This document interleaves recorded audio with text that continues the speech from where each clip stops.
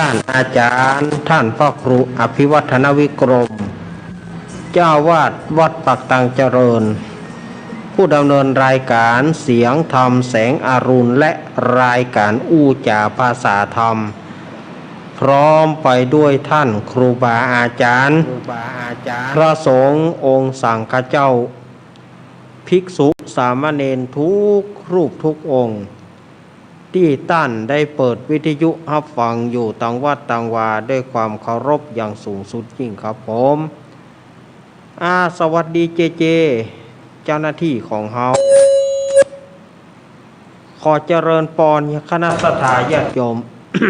ศรัทธาสาธุชนคนดีเฮาทุกท่านมาแล้วเน้อมาแล้วเน้อมาแล้วมาปะกันในรายการธรรมะเพื่อชุมชนประจำวันอังคารทุกวันอังคาร ตั้งแต่เวลา2 ทุ่มโดยประมาณไปถึง4 ทุ่มทางสถานีวิทยุต่างๆดังนี้ครับผมขอกราบสวัสดีก้อยสันเมียงเข้าเหมือนกันนะครับสวัสดีผมขอกราบสวัสดีตุลุงนวลคนรูปหล่อเข้าเหมือนกันนะครับสวัสดีโยผมขอกราบสวัสดีป้อนหลวงนันอาคมเตสนาเข้าเหมือนกันนะครับสวัสดีผมขอกราบสวัสดีแม่หลวงนงเฮาเหมือนกันนะครับผมขอกราบสวัสดีพี่แนนลูกป้าหลวงนานเฮาเหมือนกันนะครับตีอีก่อนนะครับเฉพาะขึ้นห้วยตองซักนี่เปิ้นบ่ได้ยินเนาะห้วยตองซักเปิ้นปรับปรุงเนาะได้ยินปีอย่างก็เน้นปิดทิศทนนี่ค่ะป้าทิศทนเนี่ยเนาะป้ามีเนเปิ้นโทรมาบอกคือเนนแมลงตะกี้นี่ครับคืนอื่นนี่ได้ยินอยู่แต่อย่าก่อนเนิ่นเนมนเนนได้เลยครับเจริญพรคณะสัตยาญาติโยมทั้งหลายวันนี้ก็ได้มาปะกันในรายการธรรมะเพื่อชุมชนตั้งสถานีวิทยุแห่งนี้อันมีสถานีวิทยุคลื่นพระพุทธศาสนาการศึกษาและวัฒนธรรม 104.50 เมกะเฮิรตซ์วัดฝายหินตำบลสุเทพอำเภอเมืองจังหวัดเชียงใหม่โดยเมตตาปรมีธรรมของท่านอาจารย์ท่านพระครูสมุวิศวัตวรกิจโจสถานีวิทยุวัดประบาทอุดมน้ำบ่อซาวา 100.25 เมกะเฮิรตซ์อำเภอฝางโดยเมตตาปรมีธรรมหลวงพ่อสุจิตตานุรักษ์ แล้วก็สถานีวิทยุวันนี้สถานีวิทยุ 98.75 ห้วยตองซักเรดิโอนั้นวันนี้ต้องขออภัยสักคณะสัตยาญาติโยมสถานีเนื่องด้วยว่าเปิ้นคัดข้องทางเทคนิคนิดหน่อยก็คงจะประมาณวัน2 วันเนาะเพราะว่าเปิ้นปรับปรุงเพราะมันคัดข้องทางเทคนิคสถานีวิทยุ 98.75 สถาญาติโยมสายใต้บอกว่าจะเป็นนะกะ บอกว่าจะเป็นสถานีวิทยุห้วยตองซักนี่ก็จะคัดข้องตั้งแต่สายอำเภอเวียงหนองล่องอำเภอป่าซางอำเภอบ้านห้องจอมตองดอยหล่อเฮาจะฮับบ่ได้เนอะวันนี้สายใต้เฮานี่จะบ่ได้ฟังเนาะที่ 98.75 เมกะเฮิรตซ์นี่นะเสียดายวันนี้เนี่ยก็สถานีวิทยุมนต์เสียงธรรมสถานีวิทยุมนต์เสียงธรรม วัดบุพารามอำเภอแม่แจ่ม 106.25 เมกะเฮิรตซ์โดยหลวงป่อมงคลวิสิทธิ์แล้วก็ท่านปรัตน์อุทัยถึง2ท่าน2อุทัยสถานีวิทยุบ้านทุ่งเรดิโอสถานีวิทยุบ้านทุ่งเรดิโอ 89.50 เมกะเฮิรตซ์โดยป่ออุดมแม่เทียมวันพุทธวงศ์สถานีวิทยุ แม่ขจารโมเดิร์นเรดิโอของป้อน้อยสุวรรณแม่อนงและก็เวียงป่าเป้าเรดิโอดอยหมอกเรดิโอแล้วก็แถมหลายสถานีที่เปิดรับสัญญาณเนาะรวมถึงสถานีใหม่นี่นะสถานีที่เปิดรับสัญญาณเมื่อวันที่1ตัวเนอในจังหวัดลำปางเนาะมาปะกันวันนี้ก็รายการธรรมะเพื่อชุมชนนี่ก็มีอาตมาภาพสามเณรรักปัญโยนันท์แห่งวัดสันเหมืองตำบลหนองล่องอำเภอเวียงหนองล่องจังหวัดลำพูนเป็นผู้ดำเนินรายการ วันนี้อาตมาของงดเทศธรรมวันหนึ่งเนอสถาญาติโยมเพราะว่า 98.75 เปิ้นขัดข้องฉะนั้นมันก็เลยบอกพุ่มบอกพร้อมกันอาตมาก็ต้องของดเทศธรรมก่อนวันอังคารหน้าอาตมาจะมาเทศธรรมให้ใหม่สารธรรมจุรปนเนาะเนื้อธรรมมหาจารย์เวสสันดรชาดกการจุลปนวันนี้อาตมาของงดเทศงดเล่าเพราะว่ามันได้ยินบอกพร้อมกันนะมันบอกพร้อมบอกเพียงกันแต่อาตมาก็จะนำเอาสาระอื่นๆเอามาเล่ากับศรัทธาญาติโยมมาปะกันวันนี้เป็นวันอังคารที่7กันยายนพุทธศักราช2564เดือน12เหนือเดือน10ใต้ออกมานี่1ค่ำเดือน12ออกแล้วนะสถาญาติโยมวันนี้ขึ้น1ค่ำเป็นวันใจยฤกษ์วันนี้จ้างเกี้ยวขึ้นสู่โรงธรรมหรือว่าจ้างเกี้ยวขึ้นสู่โรงคำวันนี้นะเป็นวันเลิกที่ดีแต่ในมันก็โป้นไปละวันเดนี้มันมืดละเดิกละมันก็บ่ได้เงี้ยอย่างละ วันเสียก็เปลี่ยนไปเนอะวันเสียเมื่อแล้วนี่ก็วันแล้วนี่เดือน11เนาะเสียเสากพัดบาเดียวนี่ก็เป็นเดือน12ก็วันเสียก็เป็นสุกกระปุดเนอะ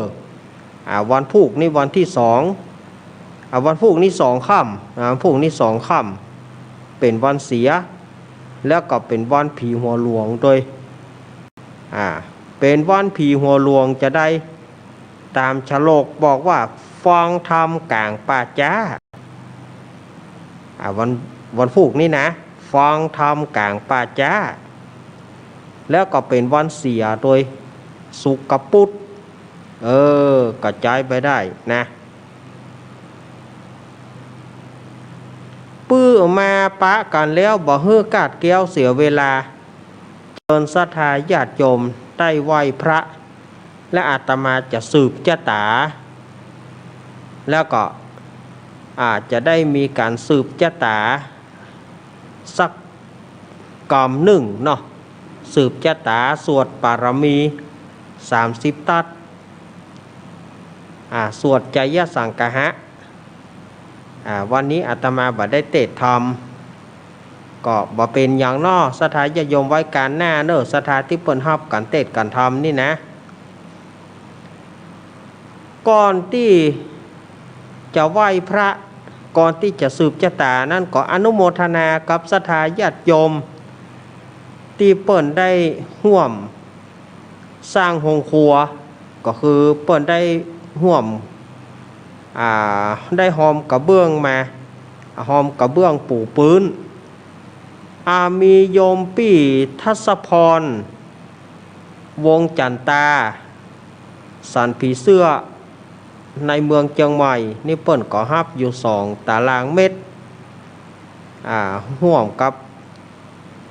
คุณแม่เปิ้นแม่น้อยวงจันตาอันนี้เปิ้นก็ฮับ2 ตารางเมตรเป็น260 บาทแม่สีทรเปรมจิตนี่เปิ้นก็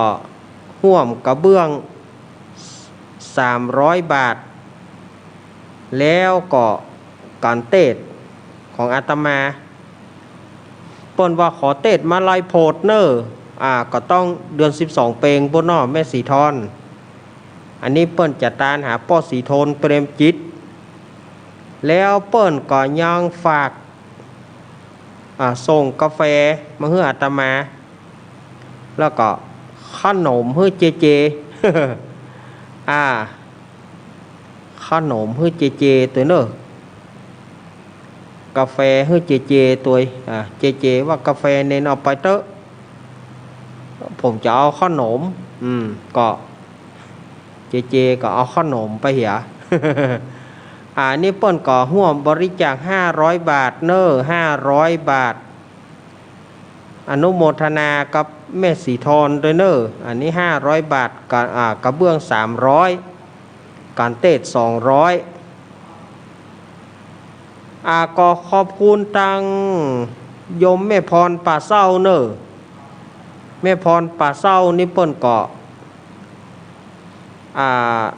ร่วมกระเบื้องแถม1 กอง1 กองเป็น130 บาทอนุโมทนากับแม่พรป่าเศร้าเนก็เดี๋ยวโทรมาเนอ อันนี้ก็อาตมาก็ได้รับเป็นที่เรียบร้อยเนาะอนุโมทนาบุญกับศรัทธาญาติโยมที่ร่วมกระเบื้องโฮงครัวเนอบ่เมินมานานก็จะได้ปูละศรัทธาญาติโยมไม่เป็นแตงหน่อยแล้วมาได้กินสักทีแฮมก็ในเมื่อมันคัดข้องไม่เพนแต่ป่นเปิ้นก็ตุ้มเล้งหิน สุมาเตวันนี้สายใต้นี่สอรี่โอ๊ตเนอะวันนี้สายใต้สุมาเตอาตมาได้ประชาสัมพันธ์ไปเรียบร้อยเอาเฮาไหว้พระเนาะไหว้พระแล้วอาตมาจะสืบชะตาแล้วก็ต่อไปก็อาตมาจะเสนอสาระแต่นเตธรรมเหตุกรรมก่อนในวันนี้นะศรัทธาญาติโยมเฮาไหว้พระพร้อมกันกราบ1พนมมือเนอะศรัทธาญาติโยมกราบ2กราบ3 อะระหังสัมมาสัมพุทโธภะคะวาพุทธังภะคะวันตังอภิวาเทมิสวากขาโตภะคะวะตาธัมโมธัมมังนะมัสสามิสุปฏิปันโนภะคะวะโตสาวกสังโฆสังฆังนะมามินะโมตัสสะภะคะวะโตอะระหะโตสัมมาสัมพุทธัสสะนะโมตัสสะภะคะวะโตอะระหะโตสัมมาสัมพุทธัสสะนะโมตัสสะภะคะวะโตอะระหะโตสัมมาสัมพุทธัสสะพุทธังสารนังกัจฉามิธัมมังสารนังกัจฉามิสังฆังสารนังกัจฉามิทุติยัมปิพุทธังสารนังกัจฉามิทุติยัมปิธัมมังสารนังกัจฉามิทุติยัมปิสังฆังสารนังกัจฉามิตติยัมปิพุทธังสารนังกัจฉามิตติยัมปิธัมมังสารนังกัจฉามิตติยัมปิสังฆังสารนังกัจฉามิอิติปิโสภะคะวะอะระหังสัมมาสัมพุทโธวิจาจารณะสัมปันโนสุขโตโรกาวิตัวนุตตโรปุริสธรรมสา ราธิสัทธาเทวามนุสานังพุทโธภากาวาติสวากาโตภากาวาตาธัมโมสันทิฏฐิโกอาการเรโกเอหิปัสสิโกปานายิโกปัจจตังเวทิตาโพวินโยหิติสุปฏิปันโนภะคะวะโตสาวกสังโฆชุปฏิปันโนภะคะวะโตสาวกสังโฆยายาปฏิปันโนภะคะวะโตสาวกสังโฆสามิจิปฏิปันโนภะคะวะโตสาวกสังโฆยะติทังจตาลิปุริสายุขานิอัตตปุริสาปุงการายสัพพะคะวะโตสาวกสังโฆอาหุนายโยปาหุนายโยทักขินายโยอัญจาริการณิโยอนุตตรังบุญญาเกตังโรกัสสาติภาหุงสหัสสามาวินิมิตาสาวุตันตังเรเมการังอุติตาโกราสเสนามารังธานาทิธรรมาวิตินาชิตวามุนินโทตันเตชะสาภาวตุเตชัยมังการานิมาราติเรกามปิยุจิตาสัปปรติงโกรัมปนาราวากามกามทัทายกังกันติสุทันตวิตินาชิตวามุนินโทตันเตชะสาภาวตุเตชัยมังการานินารากิเรงกาจาวราติมาตาปุตังตาวกิจกรรมสาเนวสุตารุนันตัมเมตัมปุเสกาวิตินาชิตวามุนินโทตันเตชะสาภาวตุเตชัยมังการานิอุกิตกะกัมมันติอันตสุตารุนันตันตาวันติโยชนะปะทังกุริมาราวันตังเอเตปิสังกาตามโนชิตวามุนินโทตันเตชะสาภาวตุเตชัยมังการานิกัตตวานะกตามุตตรังเอวะกัปพินิยจินจายทุทวัจนังชยกายามันเชสันเตนะโสมาวิตินาชิตวามุนินโทตันเตชะสาภวตุเตชัยมังการานิสัจจังวิหายมติสัจจกวัฏะเกตุงวาทาพิโรปิตามะนางอาติอันตาปุตังปัญญาปฏิปัจจาริโตชิตวามุนินโทตันเตชะสาภวตุเตชัยมังการานินันโทปนันทปุจคังวิภูทังมาหิติงปุตเตนะเถระปุชเกนะทะมาปยันโตเอโตปะเทสาวิตินาจิตวามุนินโทเตชะสาภาวตุเตชัยมังการานิทุกขหาติติปุจเกนะสุราธาถังพระมังวิสุติจุติเมตปีปากาภิตานังยานาคเทนะวิธินาจิตวามุนินโทตันเตชะสาภาวตุเตชัยมังการานิเอตาปิพุทธชัยมังการาอาตากถายโยวัจโนตินะติเนสรเตมตันติเหตวานานิกาวิวิธานิจุปัตวานิโมขังสุขาธิกามายนะโรสัพปัญโยยันตุนิมิตังอวะมังการัญจะโยจามานาโปสกุณสัสสะโทปะปะกะโหทุสุปินะอากันตังพุทธานุภาเวนะวินาสัมมิตุยันตุนิมิตังอวะมังการัญจะโยจามนาโปสกุณสัสสะโทปะปะกะโหทุสุปินะอากันตังธรรมานุภาเวนะวินาสัมมิตุยันตุนิมิตังอวะมังการัญจะโยจามนาโปสกุณสัสสะโทปะปะกะโหทุสุปินะอากันตังสังฆานุภาเวนะวินาสัมมิตุมหาการุณิโกนะโถเอตายะสัพพปานินางปุริตปารามิสัมปปันโตสัมโพธิมุตตมัยเตนะสัจวะเจนะโหตุเตชัยมังการังชยันโตโพธิยามุเรสกายนังนันติวัตโนเอวังตวังวิชโยหิชยสุชัยมังกะเลอปรจิตปรเกสิเสปทวิปุกะเลอปิเสเกสปพุทธานังคัปปะโตปมุตติสุนักตัง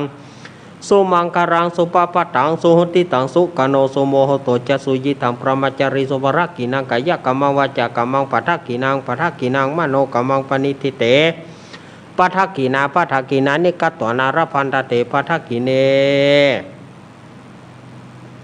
พุทโธมังคลาสัมพุทโธสัมพุทโธทิปัฏฐุธัมโมพุทธมังคลามังกัมมาสัพพทุกขาปมุญจเลธัมโมมังคลาสัมพุทโธคัมปิโลทุตโสอโนงธรรมมังคลามังกัมมาสัพพพัญญาปมุญจเลสังโฆมังคลาสัมพุทโธนวราทักขินายโยอนุตตโรสังฆมังคลามังกัมมาสัพพโรกาปมุญจเลโอมติปะสหมังสับดาเพียงก้าวัดวาลูกเป็นเปียวไฟสลีกันใจกูเทียนนี้ปราบเมืองผีมากูดาวบ่ฮู้เก่นเจนเต้าปราบกินมา107ภาษากูก็ปราบได้ใต้พื้นฟ้าเหนือหน้าแผ่นดินเก้าลิ้นกูก็เป็นน้ำกูเก้ากลางกูก็เป็นแม่น้ำใหญ่กูจะออกไปท่วมหัวผีตายไปลิ้นกูก็เป็นดาบเทียนก้าใต้พื้นฟ้ากูบอกกลัวสังโอมสัพปะโตมังสวหาย โอมเป็ดจะรำแผ่นดินดำไหวว่าสายตาผีขาดกับหนีละคนดีกูเอาไว้นี่อย่าได้เอาไปตัวหมู่สูต้านตั้งผีแมนและผีเขนตั้งผียักษ์ผีเย็นอย่ามาใกล้ตั้งผีหยักไรจงหนีไปปานผีกลุ่มพันและผีให้อันเตียวต้องพายจงรีบหนีไปอมสับมังสวาหายสาธุสาธุสาธุพระปัญญาปารมี30ทัศสาธุสาธุพระปัญญาปารมีวัดแวดล้อมวิริยะปารมีอ้อมระวังดีศีลปารมีบางหอกดาบเมตตาปารมีพาแปะตังปืนตานะปารมีฮือเป็นปืนตั้งต่ออุเบกขาปารมีก่อเป็นเบียงสัจจะปารมีเวทระวังดีเป็นไม้ใต้กันตีปารมีกลายเป็นหอกดาบปังหน้าไม้และปืนไฟอาทิฐานะปารมีพันดาบไปทุกแห่งแข่งแรงปราบฝูงหมู่มารผีสางพายเพศตุกตาวิปบติปังไปนี้เมธรณีอัศจรรย์นะโซสเหมือนผันอยู่ข้างน้ำหน้าตีนองกว้างต่อกว้างแตกตีฟองหน้านองนอกไก่เป็นข้าวตอกดอกไม้ถอยปูจาพระเกียวแก่นไทยสตันพระพุทธังเลยจงมาผ่ายโผดอนุญาตโตดโปรดปูกาแต่ดีหลีเมธรณีออกมารีดผมอยู่ข้างท่าจังให้ใครสัจจังงาซับดินพ่นน้ำนัดตีลงผ่านภายคอภายหักตบเต้าพญามันเอาตังปุนกัวยกมือขึ้นทูลหู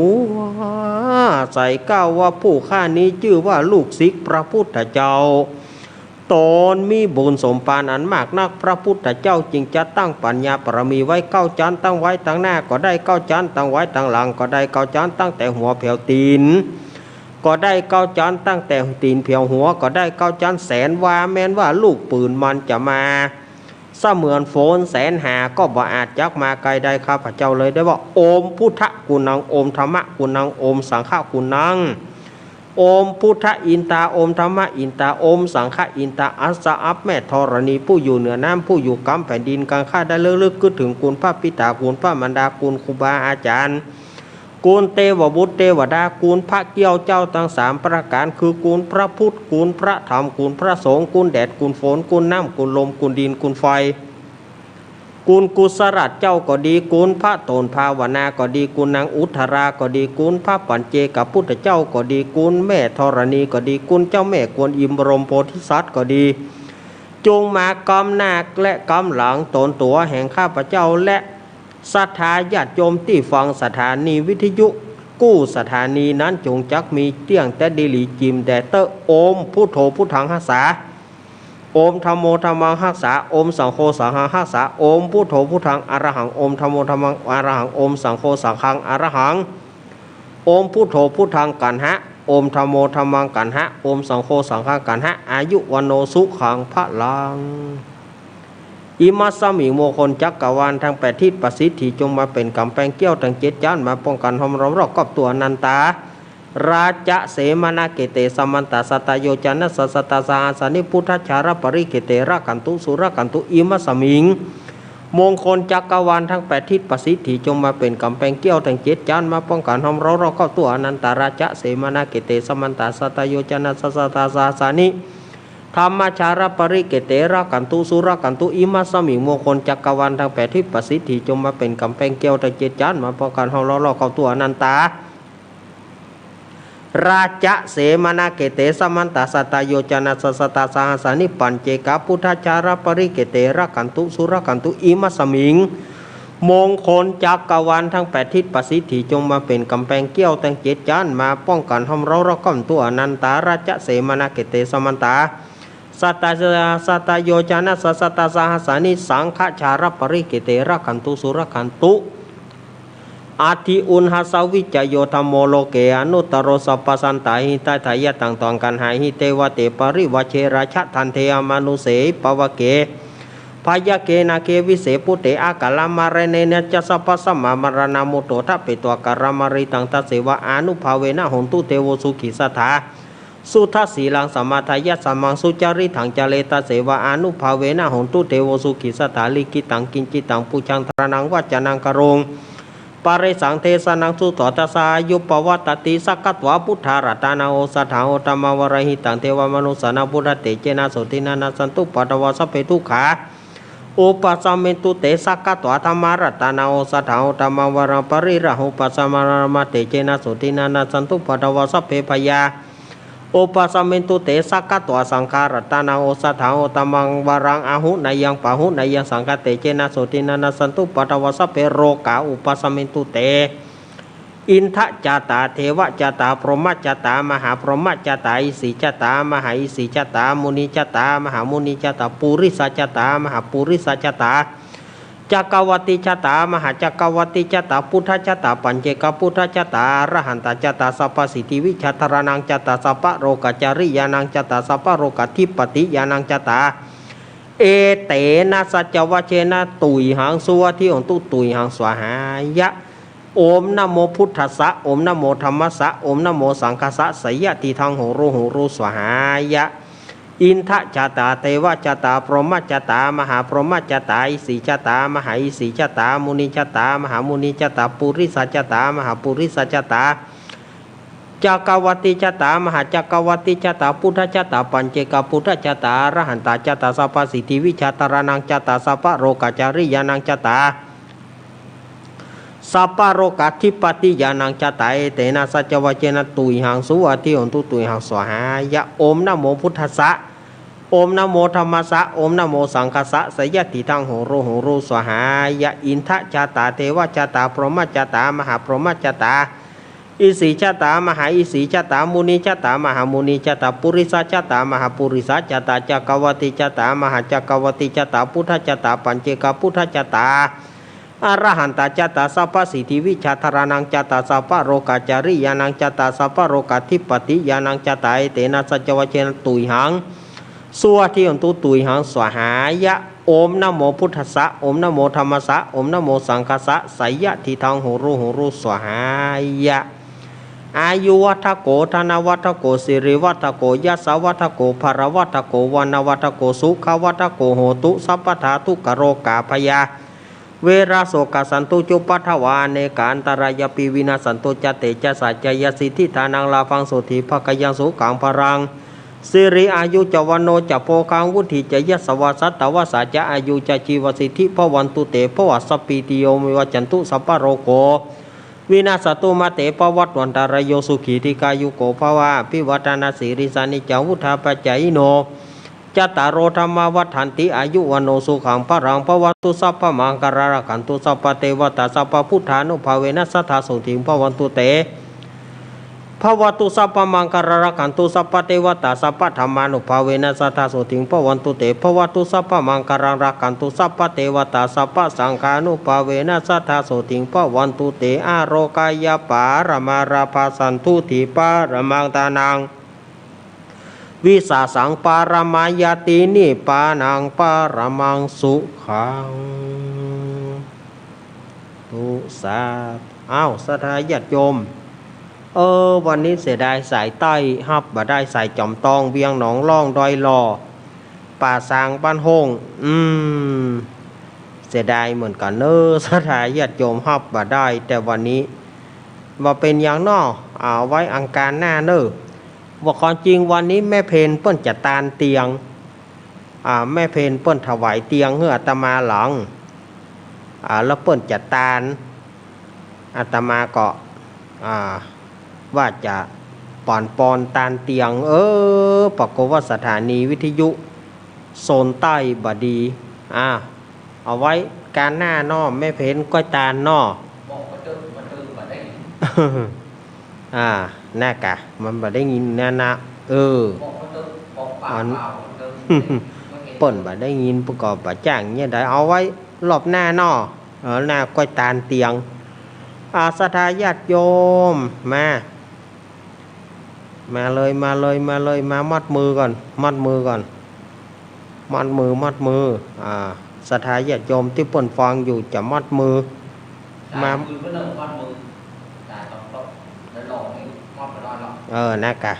อันสายใต้นี่หมดสิคำสร้อยสายเหนือเฮานะมาเลยมาแม่โอ้ยายจันเรือนใสมาละยายจันมาก่อนแม่ขอมัดมือก่อนแม่เดือนเพนได้แม่จันได้ถ้าแม่จันรู้เบอร์ของผมเนี่ยนะโทรไปบอกเพื่อนผมตามนึงแม่จันทับได้ก่อ แม่จันเดือนใสมาละแม่เดือนเพ็ญมาละแล้วก็ไผ่แถมโอ้มามัดมือมัดมือก่อนนอมัดมือก่อนนอเอาเนอ พี่พี่พิสมัยเอาไว้ พิพิธสมัยวิไรศักดิ์พิพิธสมัยแม่ก็เดี๋ยวจำเฮือกเกณฑ์ลุงนุย กำนันนุ่ย ก็เดี๋ยวมาเนอเอามัดมือก่อนเนอพุทโธมังกาลาสัมพุทโธสัมพุทโธทิปัทุตตโมพุทธมังกาละมังกามาสัพพทุขาปมุญจเลธัมโมมังกาลสัมพุทโธคัมปิโลทุทัสโสอนุงธรรมะมังกาละมังกามาสัพพพญาปมุญจเลสังโฆมังกาลสัมพุทโธนวราถคินโยอนุตตโรสังฆมังกาละมังกามาสัพพโรกาปมุญจเลสัพเพพุทธาปรัปปตาปเจกานันจะยังภรังอรหันตานาเจเตเจนาระกังวันตามิสัพพโสสัพเพธัมมาปรัปปตาปเจกานันจะยังพรังอรหันตานาจเตเจนาระขังวันตามิสัพพโสสัพเพสังฆาปรัปปตาปเจกานันจะยังปรังอรหันตานาจเตเจนาระขังวันตามิสัพพโสโอมอิติปิโสวิเศษอิเสเสพุทธนาเมอิเมนาพุทธถังโสอิโสตังพุทธปิติอิปัญจมาเลชิโนนาโถปโตสัมโพธิมุตตมังจตุสัจจังปกาเสติธรรมจักกังปวัตตยิเอเตนะสัจวัชเชนะโสตุเมชัยมังการังอมพุทโธพุทธังหัสสาอมธัมโมธัมมังหัสสาอมสังโฆสังฆหัสสาอมพุทโธพุทธังอรหังอมธัมโมธัมมังอรหังสังอรหังอมพุทโธพุทธังกันหะอมธัมโมธัมมังกันหะอมสังโฆสังกันหะอายุวันโนสุเอาศรัทธาหอมมัดมือเป็นที่เรียบร้อยเจเอาขันน้ำมนต์ไปเจเอาขันน้ำมนต์ไปวันนี้ว่ามีไผ่แม่ปู่ไอ้กับบ่แม่ไผ่กับบ่แม่สักคนวันนี้ พี่ยุ่งดับให้ผมไอ้โบมาแม่เลย บ่แม่เลยเพราะว่าสอรี่โอดเอี่ยมว่าเจเอาน้ำมนต์ไป ชะยันโตโพธิยาโมเลสกายานังนันติวัตตาโนเอวังตวงวิจโยหิจยสุจยามังกะเลอปาราชิตาปรังเกสิเสปัทาวิปุงกะเรอภิเสเกสปะพุทธานังกปะโตปมุตตติสุนักตังสุมังการังสุบะพาตังสุติตังสุขาโนสุโมโหโตจะสุยิตังประมาจาริโสวรกินากายกามังวาจากามังปะทักกินังปะทักกินังมโนกามังปณิทิเตปะทักกินาปะทักกินานิกตัวนะระพันธเตปะทักกิเน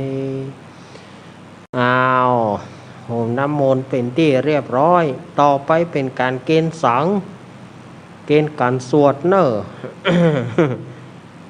แม่บุญปานอุพามจ้างกระดาษแม่บุญปานอุพามแม่104มาได้ก็แม่บุญปานแม่คำอุพามแม่2-4พี่น้องเปิ้นแม่แม่ศรีลาบุญมาเลยแม่ศรีลามา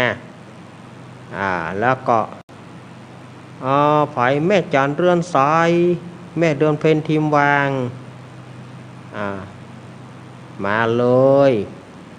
แม่จันเรือนสายนี่2ก่อนเนอะของแม่อุ้ยมอนทาก่อนของแม่จันก่อนมาเลยมาเกณฑ์เลย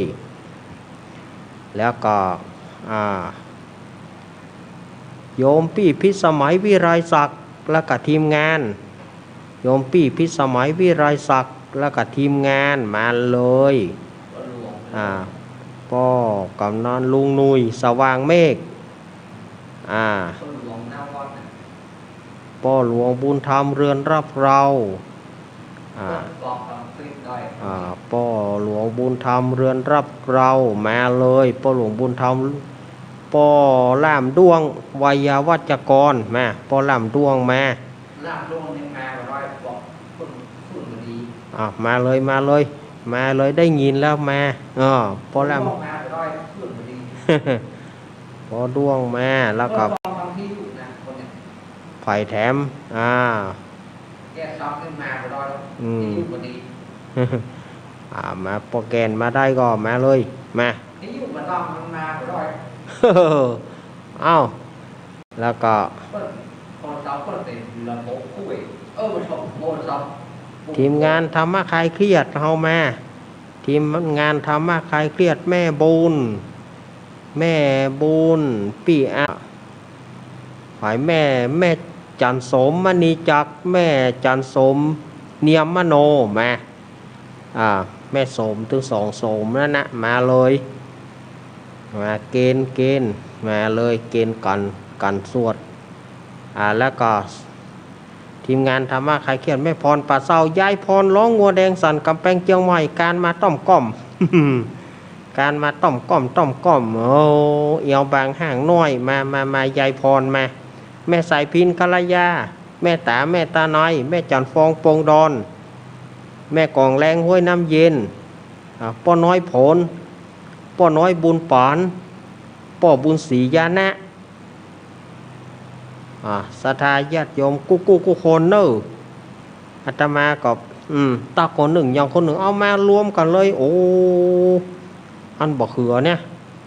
ผูกมาเจ้าคนหนึ่งบอกหมอกมันนะบอกเขือเนี่ย ผูกมันจะต่ำมันก็มอยาวเนี่ยผมคิดจ้างกะผูกจะเผาต่ำมาเมาะมาโอ้กล้วยขาวตัวเข้าพ่อมันที่อย่างใดเนี่ยไม่ไปเหลือมือไปไหนฮะมาเลยน้องเบี้ยวมาเกณฑ์ได้ก่อนน้องเบี้ยวแม่เราเรียงกับพ่อเพิ่มกับลำจ่อยโตกันที่นะคำอ้ายกะคำอ้ายปะตันนะเฮ้ยว่าคือคนว่าคือบ้านเปิ่นน่ะคำอ้ายปะตันมาคำอ้ายมามากุโคนนะมาเลยศรัทธาญาติโยมได้ตานหมดแล้วเนาะแล้วนะก่อนที่จะเฮาได้ตานรักษาศีลยายโสมโสมงามเนาะแม่บุญแม่บัวบุญแม่สมพัดที่เข้าหัวมันจะเอามาหมดแล้วเกณฑ์หมดแล้วเนาะเขาสงบใจแป๊บเดียวเนาะศรัทธาญาติโยมสงบใจว่าคือคนว่าคือบ้านเปิ่นน่ะงูแลบลิ้นประมาณ1 นาทีเขาอ้ายแบบปั๊มทำอ้ายมาผู้คนนะมาเลยศรัทธา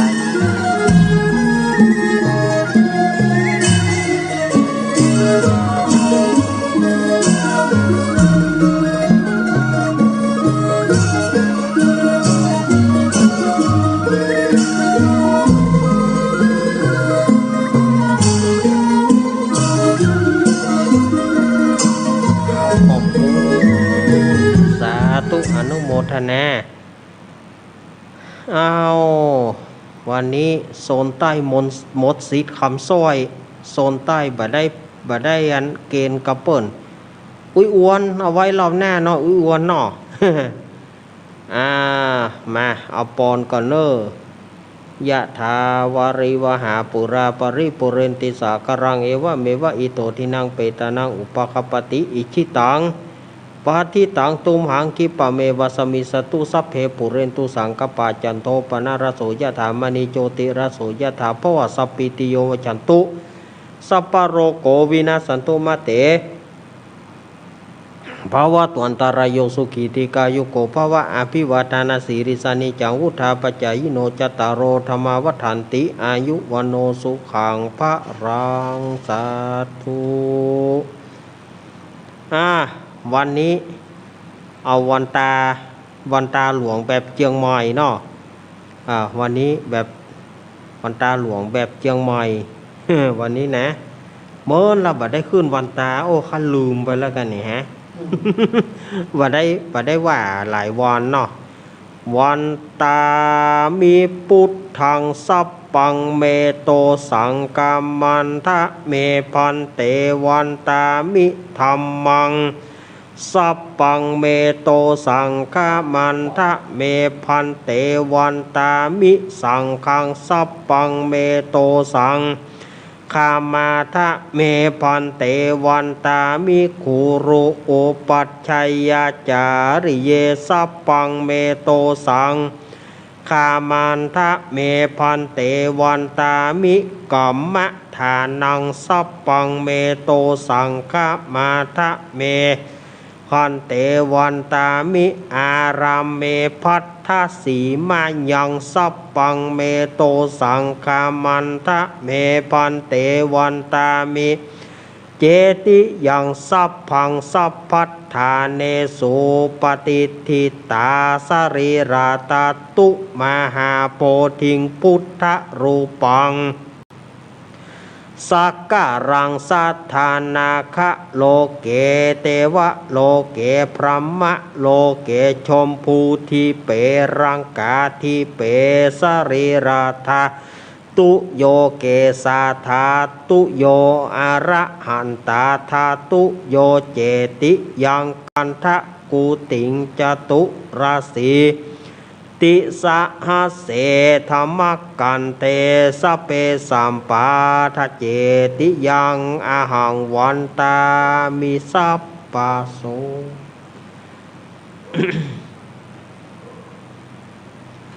วันตาน้อยเนอวันตามิพันเตสัพปังอาปะราทังกามันตะเมพันเตมะยะกตังปุญญังสามินาอนุโมทิตัปปังสามินา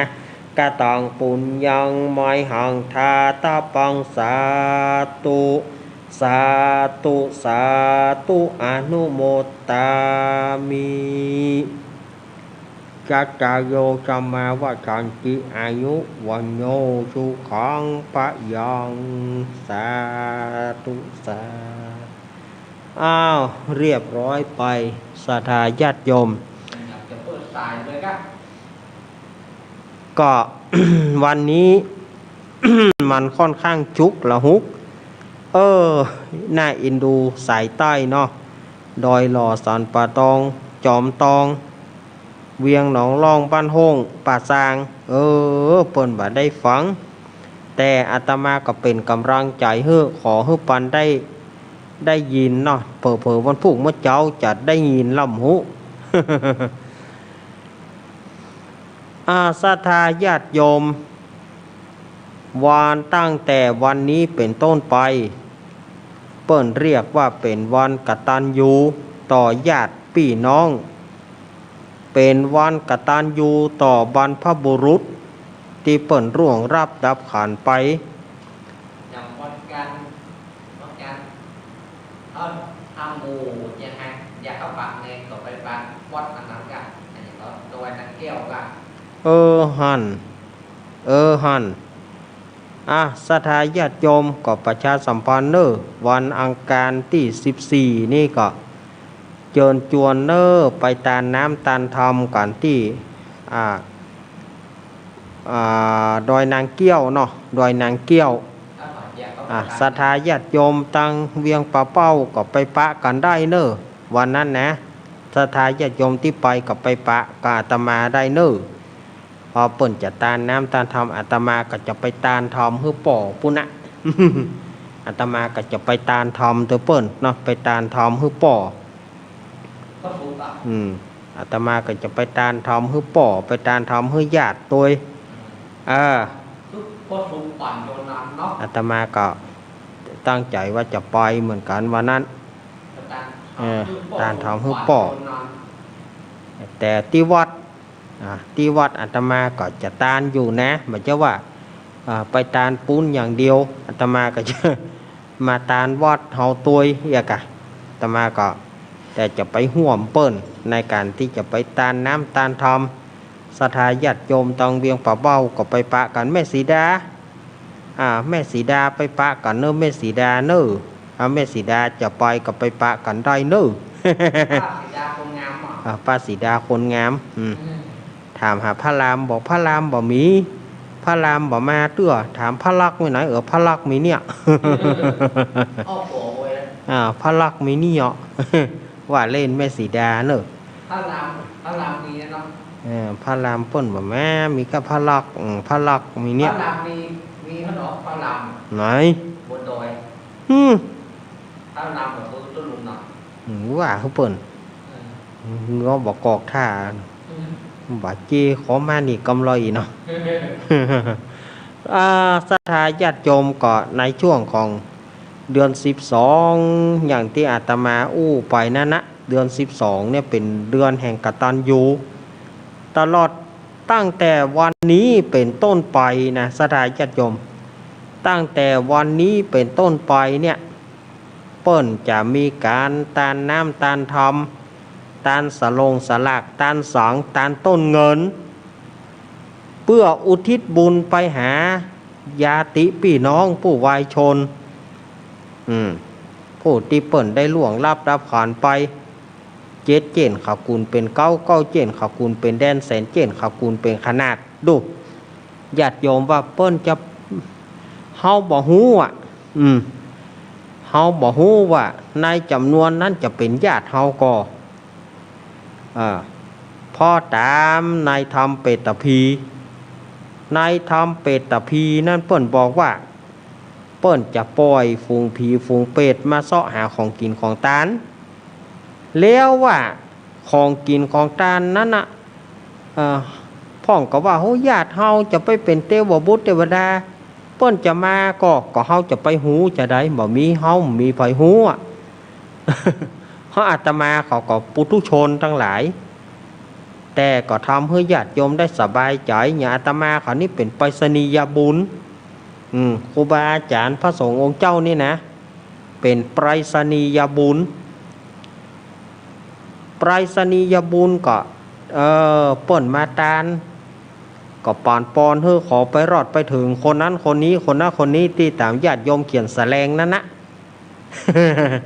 ตามที่ญาติโยมเขียนแสลงนั่นนะแต่ว่าเปิ้นจะได้ฮอบว่าท่านอาจารย์อันนี้ข้อนี้อาตมาก็บ่ฮู้เหมือนกันอย่างญาติโยมจะถามครูบาอาจารย์นะเปิ้นได้ฮอบก็ครูบาอาจารย์ก็บ่สามารถจะตอบได้ครูบาอาจารย์ก็เป็นได้แค่ไปรษณียบุญอย่างที่อาตมาเขาเนี่ยนะ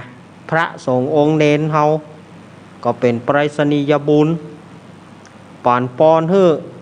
ขอให้ญาติโยมสุขกายสุขใจเขาได้ฮับละเฮาก็ปอกปอใจละเดือน12นี่เปิ้นก็เลยมีตำนานว่าตานสลากตานสลากพ่องกาตานต้นเงินกาตานสังกา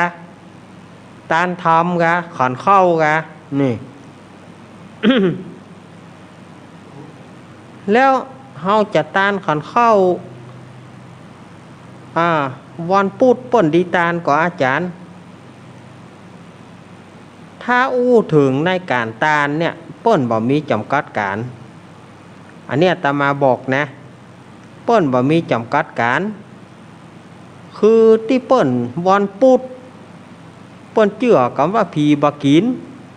เปิ้นบ่เลี้ยงเจ้าตี้เปิ้นบ่เลี้ยงเปิ้นบ่เลี้ยงปู่ย่าเปิ้นบ่เลี้ยงผีฝายเปิ้นบ่เลี้ยงผีเลี้ยงสางอันใดต่างๆในวันพุธแต่จะเหตุผลโกนใดอาตมาก็บ่สามารถจะตอบเพื่อญาติโยมได้เพราะว่ากำเปิ้นสืบกันมาแล้วอาตมาก็พยายามไปสืบไปถามเหมือนกันแต่ก็บ่มีคำตอบออกมาก็มีแต่ว่าเปิ้นถือกันอันนะอาตมาไปถามกี่รุ่นก็เหมือนกันว่าอย่างเปิ้นถึงบ่นิยมวันเลี้ยงวันพุธก็เปิ้นถือกันไม่อันน่ะก็มีไผให้คำตอบอาตมาที่ชัดเจนมีก็เอกสะก็เฮาไปถามก็เอกสะใส่เฮาเปิ้นถือกันมาอันน่ะจะควักมาหยังก็เฮาก็ไข้หูเฮาก็ไข้หูเวลาเฮาก็ไข้หูเฮาก็อย่าได้เอามาสืบทอดเวลาเปิ้นถามยิ่งละอ่อนบัดเดียวเนี่ยศรัทธาญาติโยมละอ่อนบัดเดียวนี่เขาไข้หูเขาควักจนได้เขาต้องควักหาแก่นหาสารเฮาแต่ก่อนนี่ได้กะเปิ้นสืบกันมา ถ้าไปเจอใส่ละอ่อนบัดเดียวนี่คนเท่าหนาวไปเจอใส่ละอ่อนบัดเดียวนี่บางทีเฮายังโจรมุมแล้วเปิ้นยังอย่างครับเนี่ยอาตมามีละอ่อนคนหนึ่งนะอาตมามีละอ่อนคนหนึ่งเนี่ยปัดถ้ามันได้ไปถ้าว่าเขาได้ไปที่อาตมาแล้วเนี่ยเขาจะถามเอาจนได้อ่ะ แล้วเปิ้นมีแต่ ห้ามหมายอ้อย เปิ้นมีแต่เมื่อใด ปลุงปลุง บอกมันมาอ้างกำปูเนี่ยผมก็ แล้วเปิ้นมีแต่เมื่อใดอันนั้นอันนี้อีนะเขาจะต้องขนาดละอ่อนนะอาตมาก็พยายามหาคำตอบว่ามันไปอีเนอร์ลูกเนอร์ ชื่อตัวเองเนาอ่อน อีเนอร์ลูกเนอร์อีนะอาตมาก็พยายามที่จะถามหน่อยเนาอ่อนชื่ออะไรอย่าง เออ บอกชื่อมาก่อน อืม บอกชื่อ น้องสีคอนน้องสีคอนเป็นหลานพ่อกำนันบ้านอาตมาเนี่ยถ้าแกได้ไปวัดนี่นะแกจะไปถามอาตมานะถ้าไปถามคนอื่นเปิ้นก็ให้คำตอบไปให้บดีแล้วเปิ้นก็แกก็บ่แล้วใจก็ขยันมาถามอาตมานั่นนะว่าอันนี้พระลุงอันนี้เป็นอย่างไรครับเปิ้นสืบกันมาตั้งแต่เจ็ดใดที่ก็บอกว่าโอ้พระลุงอาตมากับจ้างห้องมันไอตัวเลขเลขเฮ้ยบางอย่างพระลุงก็บ่ใจหูโลเลขเฮ้ย แต่เฮาก็ฮื้อคำตอบนั่นนะเฮาก็ฮื้อคำตอบพอที่จะพอฮื้อเขาพอใจแต่ถ้าลึกๆไปกว่านั้นเฮาก็บอกว่าอันนี้ก็บ่สามารถจะบอกได้เนอเลขเนอเพราะว่ามันบ่มีคำแปล เนี่ยศรัทธาญาติโยมเปิ้นก็ในเดือน12คนทั้งหลายเปิ้นก็เปิ้นว่าเปิ้นจะปล่อยผีปล่อยเพศมาป้อนดาเขาเหล่านั้นจะเป็นญาติของเฮาก็บ่ฮู้เฮาก็จะได้ตานกันไปตั้งแต่วันนี้ไปจนถึงเดือน12ดับอันนี้ตามในธรรมเปิ้นว่าถ้าเดือน12ดับยมบาลเปิ้นจะมาเช็คดูไผได้ของกินของตานญาติพี่น้องไผตานเฮือนักคนนั้นก็จะได้ขึ้นสวรรค์ไปอีนะถ้าหากว่าไผบ่มีบุญญาติก็บ่ตานหาญาติตึงบ่ตานหาบ่มีบุญกำบุญจูยมบาลก็จะเอาเชือกเล็กมามัดหน้าแข้งจักสวะ จักเจือกหน้าแข้งสวะไปตีเก่า เนี่ยบางคนก็ อาตมาเอาไปเล่าเนี่ยในวิหารตามกุปีมาฟังธรรมอาตมาเอามาเล่าบางคนให้แตกให้แตนเอาเป็นญาติเฮาเนี่ยนะ ฉะนั้นตาเนอ คนได้บัตานนะ เป็นยุคคนเท่า คนได้บัตานนะเปิ้นจะเอาเจือกมันบ่มีของกินของตานเปิ้นเอาเจือกเล็กมามัดหน้าแข้งมันลากสวะไป คนเท่าอ้อย เอาเขาต้องอู้เขาต้องอธิบายให้เขาหูเขาต้องอธิบายให้เปิ้นหูถ้าบ้านถ้าอู้ลวกๆมันก็บอกเปิ้นก็จะบ่เข้าใจเขาอู้อย่างอี้มันก็แสดงว่าญาติเฮาจะมีหั่นก็ใจเฮาบ่ฮู้ เฮาบ่ฮู้อาจจะเป็นญาติเฮากะอาจจะเป็นไผกะเปื้อนป้องสหายเฮาที่ได้ล่วงลับดับขันไปกะบางทีก็พ่อแม่แต่จัดก่อนกะ เฮาก็บ่ฮู้ได้ฉะนั้นเปิ้นก็มีการตานญาติโยมจะตานขันเข้าก็ได้ตานธรรมก็ได้ตานสังฆทานสลากแต่ปีนี้เนี่ยอาตมาว่าสลากนี่คงจะมีน้อยเนอะหรือว่าจะบ่มีเลยก็ได้ ปีนี้ถ้าจะกอบหน่อยเรื่องสลากนี่นะ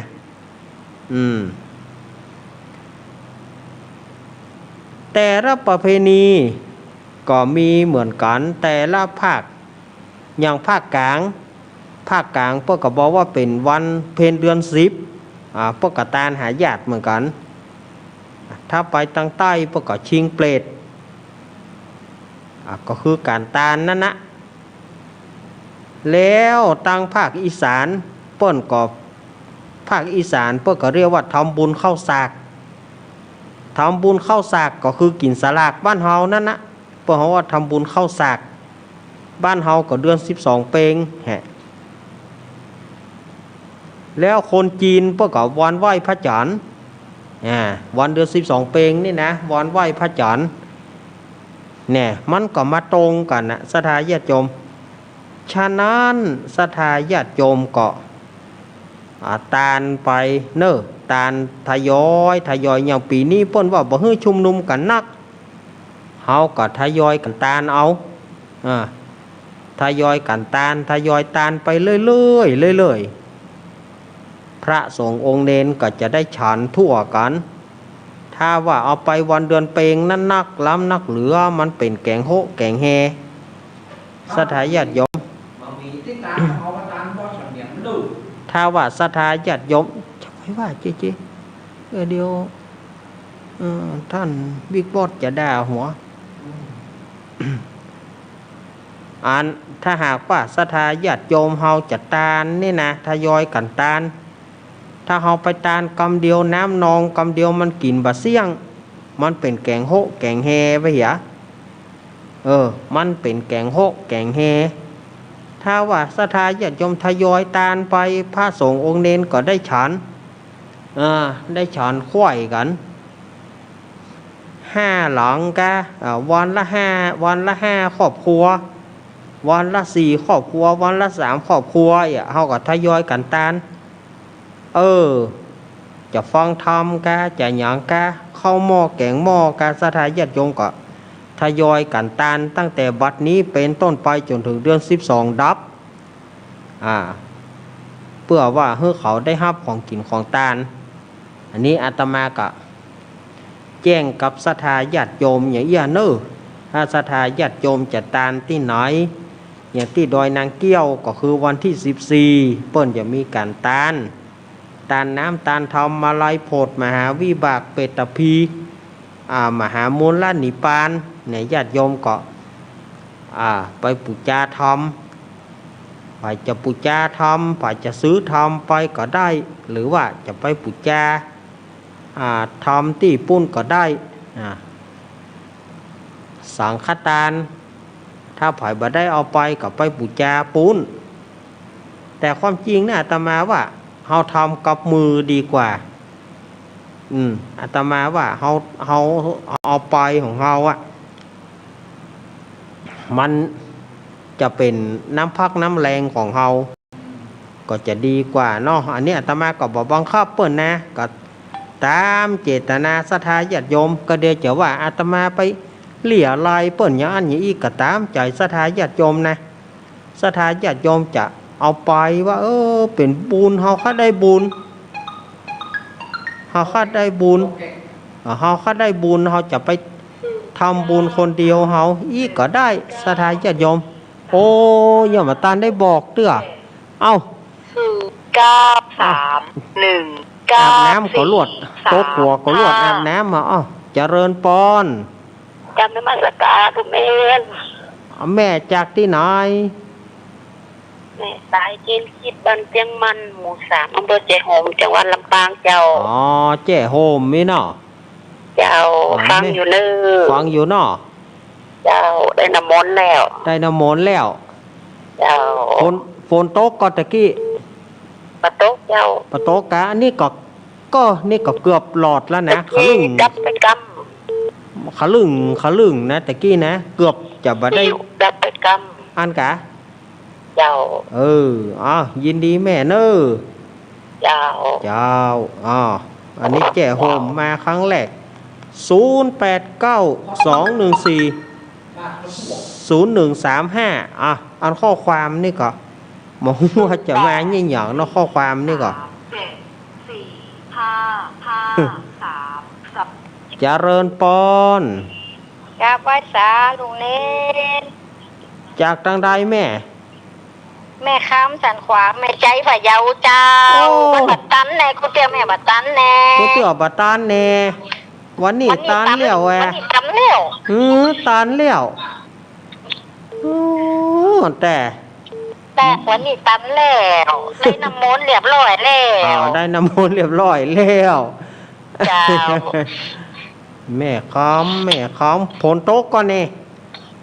บัดตุกเราไม่ใจไม่บัดตุกพะเยาพี่บัดตุก แต่ เจ้า ตะกี้นะมัน บ้านเน้นตุกก็เจ้า ก็มันขลึงนะตะกี้นะ เจ้า ขลึ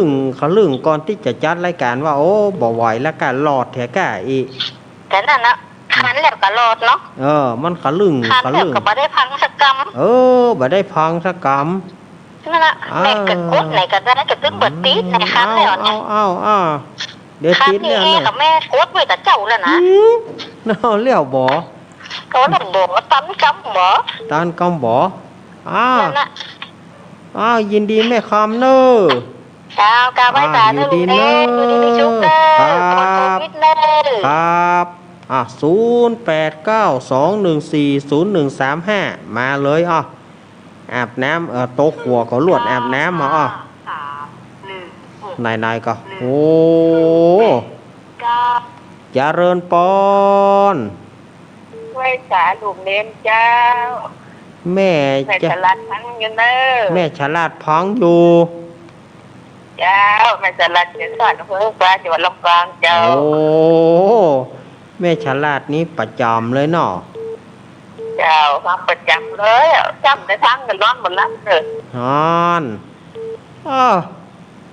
คืนเต้นได้ทั้งคืนโดนตื่นได้ทั้งนอนตึ้งรับนะท่านเจ้า ก็ครูบาอาจารย์ ก็ลูกเป็นปีหนึ่งปีสองลูกคนนอนหมอกก็ได้นอนไม่ก็ได้ตึ้งรับอ่ะ ก็ครูบาอาจารย์เพิ่นก็มากูคืนดู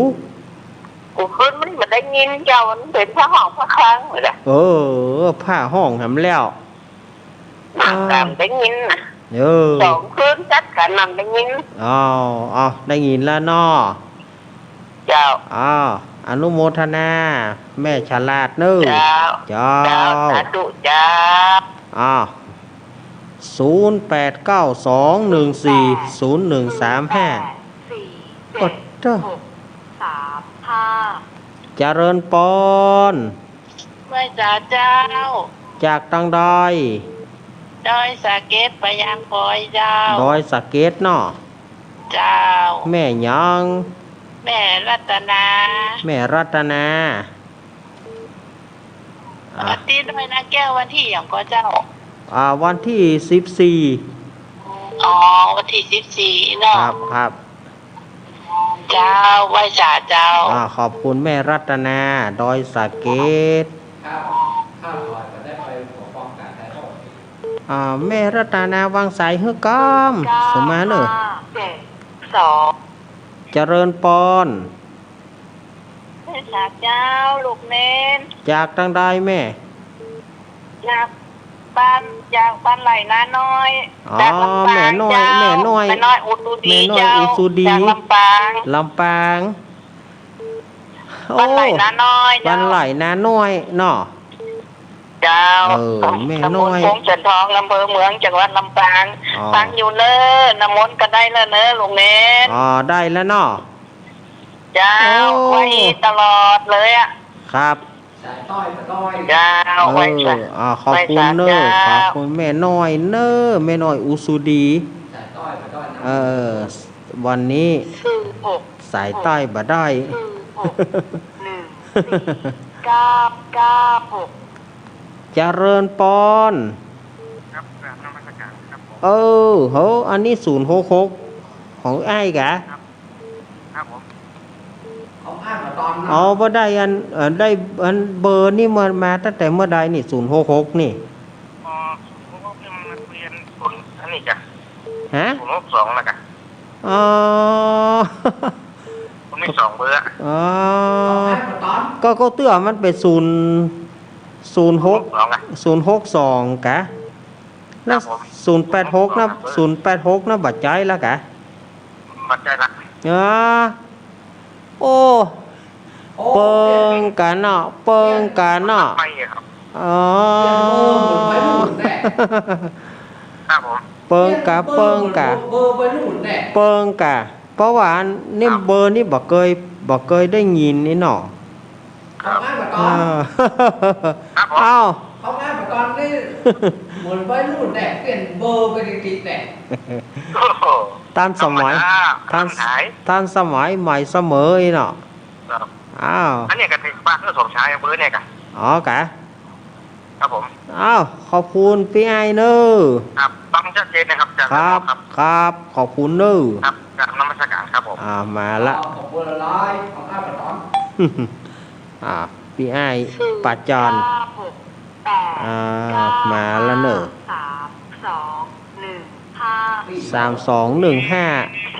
เจริญปอน งานได้สาเจ้าลูกแม่ แม่สีทอน เจ้า ของแม่สีทอนนี่เปิดดึง เจ้าแล้วแม่ แม่สีทอนนี่เปิดดึงมีเอกลักษณ์หรอถ้าโทรฮับแล้วมันจะดังเอสเนี่ยเปิดไขประตูเนี่ย โอ้เห็นป่ะเปิดโกนอ่ะ มันมีเอกลักษณ์กับว่าหรอถ้าเขาฮับมันถึงเอสเนี่ยมันจะมีเปิดแต่หรอ เห็นป่ะเปิดโกนอีดูเปิดอ่ะ ได้น้ำมนต์เรียบร้อยแล้วแม่ลูกเล่น ได้แล้วเนาะ เจ้า โอ้ แม่ขนมน้ำก็ ขนมฮื้อหมดแล้วเนอะ ขอบคุณละลายขอบคุณละลายนึง แล้ว แม่สีทอน นี่มาได้เตะสามเนาะลูกเล่นเนาะ บัได้เตะเตื้อเพราะว่าสายใต้เปิ้นบัได้ฮับเนาะ เจ้าร อให้สายใต้ เนาะผมได้ฟัง หน้ากะการหน้าก่อนเนาะ เจ้า ของแม่สีทอนวันเดือนเปงเนอะ เจ้า แม่สีทอนวันเดือนเปงปุ้นเดี๋ยวจะเตะมาลายโพดเฮ้อเนอะ เจ้า ครับขอบคุณแม่สีทอน เจ้า ข ไม่ อบ สา คุณ เจ้า เนอะ ลูกเล่น แม่สีทอน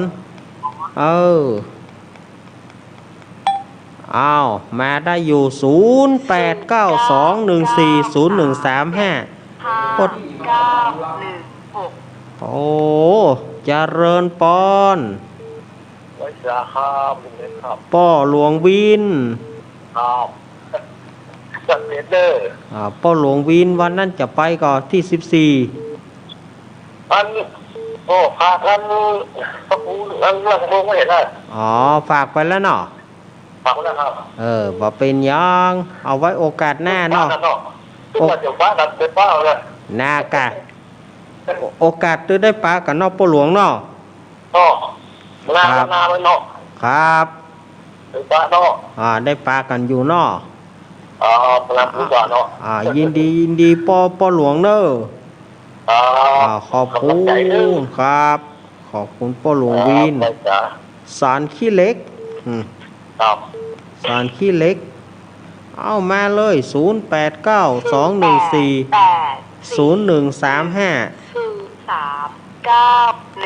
เจริญปอน ครับกับสมัชการ ป้อน้อยผล ครับผม ป้อน้อยผล เข้าโอ้ได้ฟังดีเลย ได้ฟังดี ครับดีใจสบายใจดี สบายใจดีเนาะ ครับ โอ้ป้อน้อยเฮานี่ สมบูรณ์แข็งแรงเนอะกินข้าวล้ำน้ำลง นะ กินข้าวล้ำน้ำลงเนอะ ครับ อยู่ดีมีสุขเนอะป้อน้อย โอ้ป้อน้อยสุแม่แต่ป้อน้อยบ่ได้ปิดวิทยุมันเลยไปศูนย์กัน มียังเครื่องตามสายไล่กันโล่ๆเจริญปอน ไว้สาเจ้า แม่แสงทอง เจ้า แม่รุ่งแจ้งแสงทอง เจ้าฟังชัดเจนดีเลยเจ้า แหมก็ชัดเจนกันเนาะ เจ้าชัดเจนดีเจ้า บ้านปาง แม่แสงทองสบายดีเนาะ เจ้า คือกำลังใจนะเจ้า เจ้าสบายใจเนอะแม่แสงทองเป็กอนุโมทนาบุญเนอะ เจ้า แม่แสงทองอันนี้กับบ้านปางพะเยาหั่น หั่นเอาเข้าไปข้อความก็มีว่ะ 496 ก็เจริญปอน วิสาครับ จากทางใด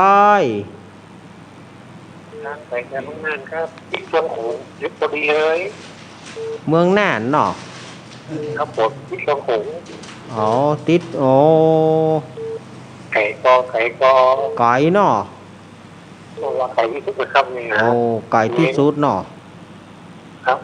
ลำตัวนิดสักเดียวเลย โอ้ ต้องเตรียมพอสุดยอดมือเลี้ยงเลยนะมาแช่ อันนี้เมืองน่านบ่เนาะ โม้ครับโม้ฟังได้เห็นได้ผลดี ครับ โม้เลยอ่ะ อ่า ฟังมาจากมันก็เป็นนั่งก็เตรียมดีไทยครับ เอาขอบคุณป่อเนอ ครับภาษาครับภา ข ษา อบ ครับ คุณป่อเนอเมืองน่านดู โอ้สถาญาติโยม นี่เมืองน่านก็มานะ 2 ดู 2 6 ปะเทา 4 055เจริญปอน เจ้าไว้สาเจ้าท่านป้าสีดาคนงามเป็นมาเป้าแน่ มาแล้วป้าสีดาคนงามมาแล้ว ป้าเสดาคงงาม เจ้าสวัสดีค่ะเจเจเราจะบ้านกันก่อนนะ ฮะ วอนการป้าเสดาคงงามจะไปว่ะ แน่นอนทินเปิ้ลไปจ้า ถิ่นเปิ่นแน่นอนเนาะแม่สีดา เจ้า เดี๋ยวไปปากันปุ้นเนาะ เจ้าทอนได้มาก่อนเจ้า ได้มากะ โอเคจะได้พักกันของเมื่อนานละ แต่จะควายหน่อย ผมคิดถึงอยู่เจ้า แต่จะควายหน่อย เพราะว่าวันนั้นเป็นวันพระเนาะจะควายหน่อย แต่ก็ตึงจะไปให้ตอน เจ้าสะดวกกว่าเนาะ ครับเอา ตัดตู้กา ยิน เตรีย ดี ม แม่ เรื่องท่านวันกว่าตีดันอู้เรื่องไม่แช่ปากเปี้ยนั่นนะมีลุงนั่นคนบเราอ่ะหนูอยู่อันประดาว่ะอันประดาที่จะตาน12ปีนะลุงโอ้จีดาว่ะตานตึกว่ะ ลุงอยู่ขอบนะลุงอยู่ขอบนะก็หาว่าวันนี้อยากกูจะมาก่อนจ้าวันถูกอยากกูจะมาก่อนจ้าวันลุงนึกไปว่าหนูจะให้อีดูกับโอ๊ะอีน้องจัดตู้ค่ะ ครับเนี่ยมันก็เหมือนกันนะสมัยที่อาตมาอยู่ศูนย์นะอยู่ศูนย์คนตาบอดเปิ่นประกาศญาติคนนั้นคนนี้ญาติเฮาป้อมมาพ่องแต่เจริญปอน อาวิสาเจ้านะอาจารย์นิรักเจ้า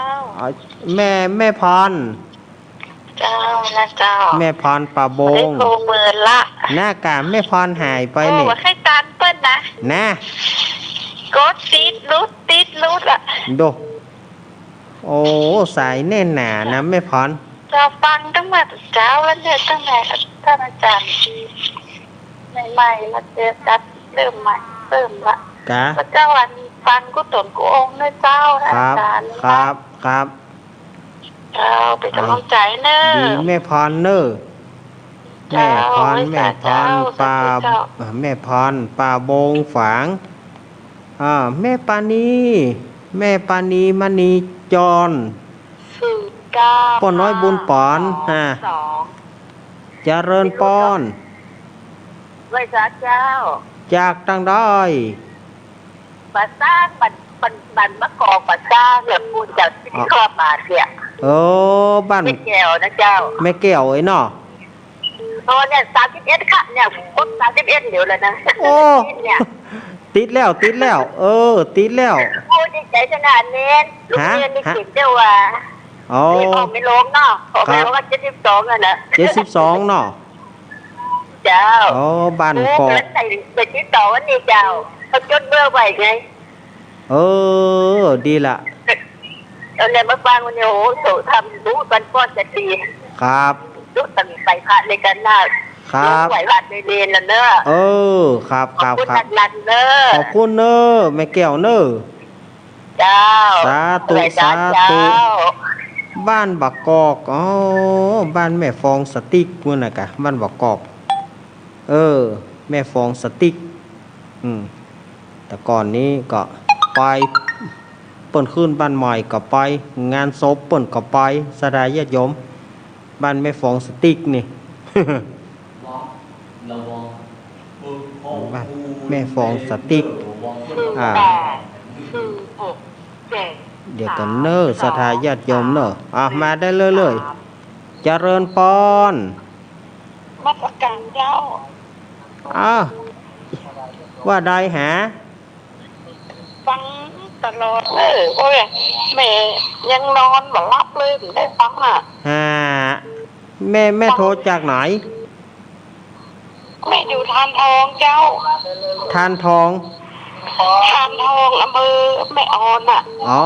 ทานทองแม่อ่อนนี่เนาะ ตำบลน้อยแก้วอำเภอแม่ออนเจ้าแม่ขายเจ้า แม่อย่างก็แม่ผ่อนนี่กะกดดึงกดหลายครั้งมันแบบตันเพิ่น หลายครั้งบัดตอนเนาะยินดีเนอะแม่เปิ้นบ่ปิดวิทยุมันก็เลยสื่อสารกันบ่ได้0892140135 8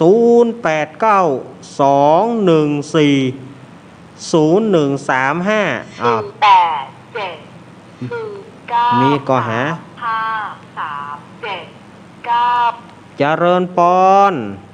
ไปสาเจ้าลุงแน่น แม่กองแรง กดโทรศัพท์เจ้าก่อนหนุก แม่กองแรงเกิดเมื่อค่ำมา ใจดีอย่างว่าใจดีอ่ะ ใจดีแล้ว ที่ใจดีกันไม่หลายวันหรอ เปิ่นมากูการแน่มาป่าจอมมา ฟังประจำเลยฟังตลอดเลยอ่ะ ฟ้องประจอมฟ้องประจอมเลยว่าบ่ได้ยิน ฟ้องประจอมแล้วว่าบ่ได้ยิน รับใจเด้อ ขอบคุณคนเฮานี่ปวดหัวฟ้องประจอมแล้วลูกเนนหายไปหน่อยก็ฟ้องประจอมได้ใดเฮามากูเตื้อโหล เจริญปอน ไม่ใช่เจ้าลูกเนน แม่บุญหลง เจ้า มาแล้ว ว่ามันนิดเดียวอ่ะ แม่บุญหลง แม่บุญหลง แม่บุญหลงฟังจากกันนี่กะชุมชนคนเมืองลีกะ เจ้า ของอันพ่อครูเสน่ห์เนาะ เจ้า ตังแม่เกี้ยวมูล แล้ว แม่เกี้ยวมูลแม่เกี้ยวเขาม่วง3 ปีหายไปไหนหมดแม่ซ้อนเขานี่ บุ๊บมันได้ยินเสียงอะไรเหมือนนั่นเนาะ หน้ากะแม่เกี้ยวมูลน่ะแม่เกี้ยวม่วง3 ปี แม่ซ้อนแม่วางหายไปหลายนะ หายเจ็บเนาะ หน้ากะ แม่เนี่ยเ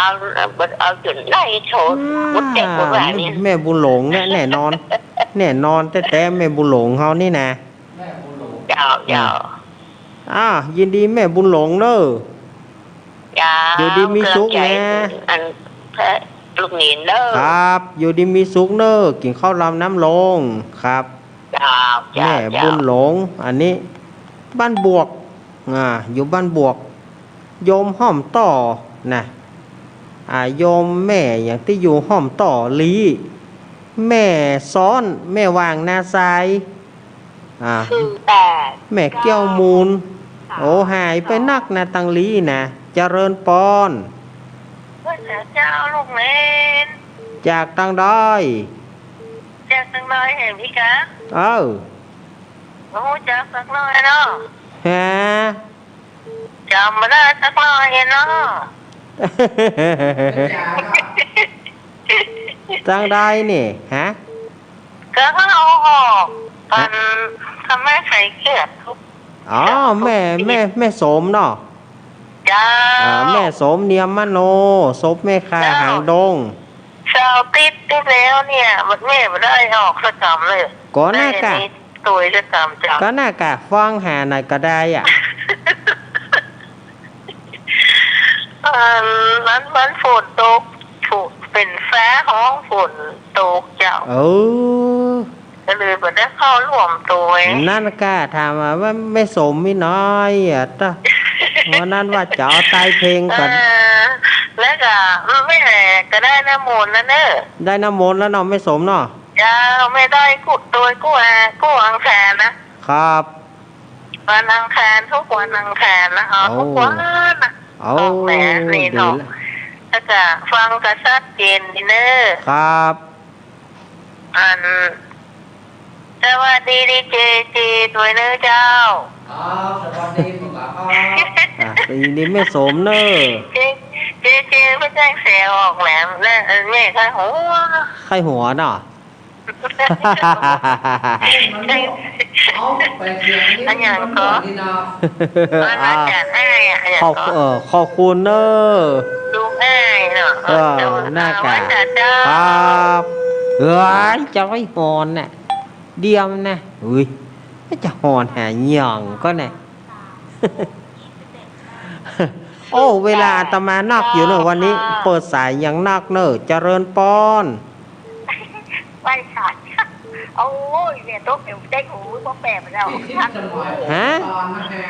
ตานอยู่ ต้องได้ตั้งคุณล้มแล้วอ่ะเดี๋ยว นะมาตานกำเหลี่ยวจากตั้งใด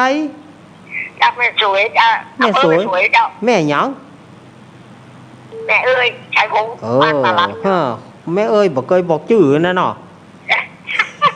อยู่อำเภอไปสวนเจ๊ทั้งผู้การนะเจ้าตามคนมาเรือสายใต้มาได้ยังมาตามกูเรือเนาะโอ้ย โอ้เส แต่ ด็จ ได้น้ำมุดได้น้ำต้มปล่อยปลูกมือแล้วมุดเด้อ ได้หมดแล้วเนาะ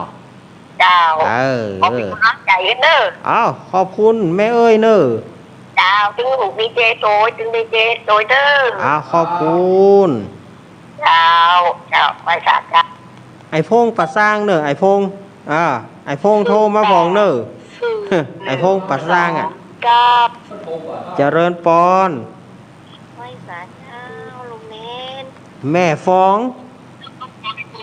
หัวใจเจ้า แม่หยัง แม่ยอด แม่ยอดยาจอย เดี๋ยวแม่ สี แม่ เลี้ยงเจ้า แม่ยอดปิดวิทยุก่อน ปัง แม่ยอดปิดวิทยุก่อน มันไปมันสื่อสารกันว่าเอาสบายดีเนาะ สบายดี สบายดี ตั้งอยู่เด้อ อ่า กำลังใจ ครับโอ้บ่ได้โทรหลายวันแล้ว อยู่ดีมี แล้ว สุข ก็บ่ได้โทร กินข้าวล้ำน้ำลงเนอะแม่ยอดเนอะ จ้า อนุโมทนาบุญครับ แม่ยอดยาจอยนี่ลำปาง นั่น อันนี้ก็จะส่งข้อความอย่างเดียวหรอก็เขาก็ตึงเคสอาตมาตึงบ่อ่านเนอะเจริญปอนครับผมนมัสการหลวงพ่อนิพนธ์ครับ เป็นพระสิทธิ ครับขอบคุณหลาย นี่แหละฟังอยู่เจริญพรสวัสดี ครับผมนมัสการครับ หลวงพ่อนิพนธ์วัดพระธาตุดอยสะเก็ด โดนสเก็ตนี่สองคนเลย 104เจริญปอน ลูกเน้น ฮะ สวัสดีเจ้าลูกเน้น จากทางใดอยู่ที่ไหน อยู่บ้านอยู่ลำปางชายทองเจ้า ทรายทองนี่เนาะแม่หยัง เจ้า แม่หยัง แม่น้อย แม่น้อยอันนี้ก็แหมน้อยแล้วหัน จ้าเปิ้นน่ะก็ชุบการหนาลูกเน้น มาตานเปิ้นเตื้อ เจ้าการน่ะ กูการน่ะ ก็ติ๋มที่วัดการเดิน โอ้ จัดเด่นจัดดีลูกเน้น ชัดเจนเนาะ เจ้าน้ำมนต์อย่างจะไรทุกไรทุกการน่ะ ได้ทุกการนะเนาะ เจ้า ยินดีเนอะแม่น้อยเนอะ จ้า แม่น้อยเด้ออันนี้ก็น้อยอันนี้ก็แหมน้อย แม่น้อย0892140135อันนี้เบอร์เวลาอาตมามีนักเนอะวันนี้นะเจริญปอน เจ้าลูกเน้น จากทางใด แม่แก้รุน อำเภอเมียงปาน อ่า ทุกดี อันนี้ เจ้า ก็แม่เกี้ยวลูนบ้านศพลี แม่ ทุกดีเจ้า บ้านศพลี แม่เกี้ยวลูนแม่เกี้ยว แม่กดหางโอ้ยตันเปิ่น ตุ้มตันแน่ตันแล้วเหรอ ตันแล้วเหรอบัดตันจะได้ ดีใจอ่ะ ฮะฟ้องโรงเรียนอยู่ดีมีสุขเนอตึงเจเจเนอ ขอบคุณเนอแม่เกี้ยวลูนเนอเจ้าขอบคุณแม่เกี้ยวลูนแม่เกี้ยวลูนอันนี้บ้านศพลีเอาเมินแล้วเนอะแม่เกี้ยวลูนนี่บ่ได้โทรมานะมีก็0892140135ว่างแล้วเนอะว่างแล้ว080484 โถเดี๋ยว414เจริญปอน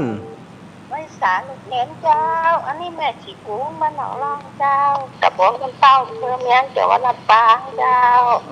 หนองร่องทางลำปางก็มี เจ้า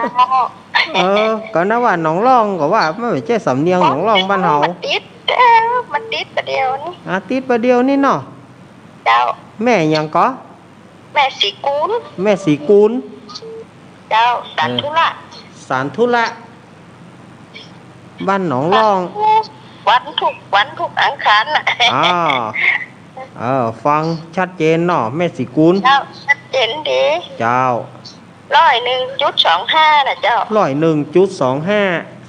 เจ้า ฮันกะ ของ เกี้ยง อักนี้น่ะ ขอให้ลูกเน้นสบายดีเนอะ ยินดีแม่สีกูลเนอะ เจ้าอนุโมทนามาเจอการกันแล้วบ่ก็เอาแต่ก็การกันเนาะเจริญปอน ครับผมวันนี้เลยสายเขาได้เลยสายเขานะว่านั่นต้องสายหรือ ฮะ ต้องเลยสายเขาได้ ของนั่นเนี่ยต้องไอ้ที่นี่ไง จากทางใด จากนั่นครับ จากน่านเนาะปอ ครับน้องรับสายเขาได้ ครับปอที่โทรตะกี้มันก็ ครับปอที่โทรตะเกียเนาะ ครับเขารับสายเขาได้ ครับครับผม กำลังใจแม่การกันแล้วแกไปการกันเตื้อเปิดสายน้อยก็ว่าน้อยเปิดสายหื้อนักก็เข้าการกันแล้วไม่ไหนอย่าตื้อตะเกีย48373438 โอ้มีกระ3รู้เนี่ยเจริญปอน เจ้ามาหาเน้นใหญ่ แม่อุ้ยอินเสมิง ฟังตรวจโอ้ยเนี่ยปตันจ้าอย่างเอาไว้ว่าจะมาลงฮะมันบอกว่าไอ้กับมันประชุดเนาะ มันบัดซุดง่ายๆล่อสมอแต่โอ้ยจะเอาใจช่วยเนอะ เอาใจช่วย อุ้ยอินเอาใจช่วยเนาะอุ้ยอินเนาะสืบชะตาอุ้ยอินตัวนะสืบชะตาอุ้ยอินตัวเจ้าอายุมันเหมือนนะกะอายุมันเหมือนเจ้าเหมือนกันเนอะ เหมือนกันครับเหมือนเดียวกันเนอะอุ้ยเนอะครับยินดีมีสุขเนอะอุ้ยเนอะรักษาสุขภาพตัวเองด้วยเนอะครับวันไหนถึงวันอังคารเนี่ยเนาะโอ้ก็ได้ยินเสียงบ่ได้อู้มันบ่แล้วใจนอนบ่ละบ่ได้อู้บ่แล้วใจเนาะแล้วใจแล้วเนาะบ่แล้วใจครับอุ้ยอินเสมิง4847เจริญปอนจ้าไว้ เจ้า จากทางใด จากปลายกระแป้งหินเทพเสด็จเจ้าก ำแพงหิน เทพเสด็จดอยสะเก็ดเนาะ เจ้าเป็นนวลเจ้า แม่นวล เจ้า อ่า ฟังอยู่ อันนี้ก็ดอยสะเก็ด จ้า อืมโอ้ พี่พิษสมัย ดอยสะเก็ดเชียงใหม่ เจ้า อ่า เทพ น่ะ เสด็จตำบลเทพเสด็จเจ้า แม่หยัง แม่นวลเจ้า แม่นวลนี่เนาะเปิ่นบอกแล้วเหรอ จ้า มันเป็นอาตมาเองอ่ะ เปิ่นบอกแล้วบอกฟัง จ้า ยินดีแม่นวลเนอะ จ้า โอ้ยเปิ้นก็บอกแล้วว่าแม่นวลก็ถามเปิ้นอยู่แม่ชื่อหยัง เก้า โอ้ยสมอง 2 4 6 เจริญปอน กราบภาษาลูกเนนจ้า แม่พรมาแล้ว โอ้ติ๊บเป็นติ๊บเตอร์พลาลูกเนน ซิปเตอร์เนาะ จะกันรู้เถอะเจ้า ได้กำได้กำได้เนาะ จ้า เอาจุนแล้วใจเฮก็มาเนาะ แม่ไม่พอ เกิดพ่อใจแล้วนะลูกเนน โอ้ไปท่อเตอไปท่อเตอ แต่ความพยายามอยู่ที่ไหนความสำเร็จมันก็ต้องอยู่ที่นั่นเนาะ นั่นน่ะกะ พี่พิษสมั จ้าย ไม่โทร จ้า มาเลย เป็นกำลังใจลูกเนนอยู่นะครับ จ้าเจ๊เตย ครับ เอาขอบคุณแม่พรเนอะ ไปขวาจ้า ครับ พี่พิษสมัยโทรมาได้ ก็เดี๋ยวนี่ละก็เดี๋ยวยายพรจะโทรมาละ 8 7 6 5 2 1 เดี๋ยวยายพรจะโทรมาละ เจริญปอน เจริญปอน อำเภอพานเจ้า ฮะ อำเภอพานเจ้า แม่หยองอำเภอพาน แม่พันนี แม่พันนีอีหนอ เจ้า อำเภอพานแม่โทรครั้งแรกหนอแม่นก็ว่าแล้วว่าแม่โทรครั้งแรกนะ เจ้าฟังจากพี่ดารณี แม่สวยนี่ไปไก่วัดแสงเกี้ยวก่อไก่วัดแสงเกี้ยวเนาะ เจ้า เจ้า จบข่าว ถ้าว่าแม่เจ้าอย่างนี้นะแสดงว่าแม่ฟังทางวิทยุไปเหียแม่ไม่ได้ฟังเขา ขนาดเขาย่างปากแล้วแม่ยังเจ้าอยู่นี่แสดงว่าบ่ใช่ละ เจริญปอน เจ้า จากทางใดหา จากทาง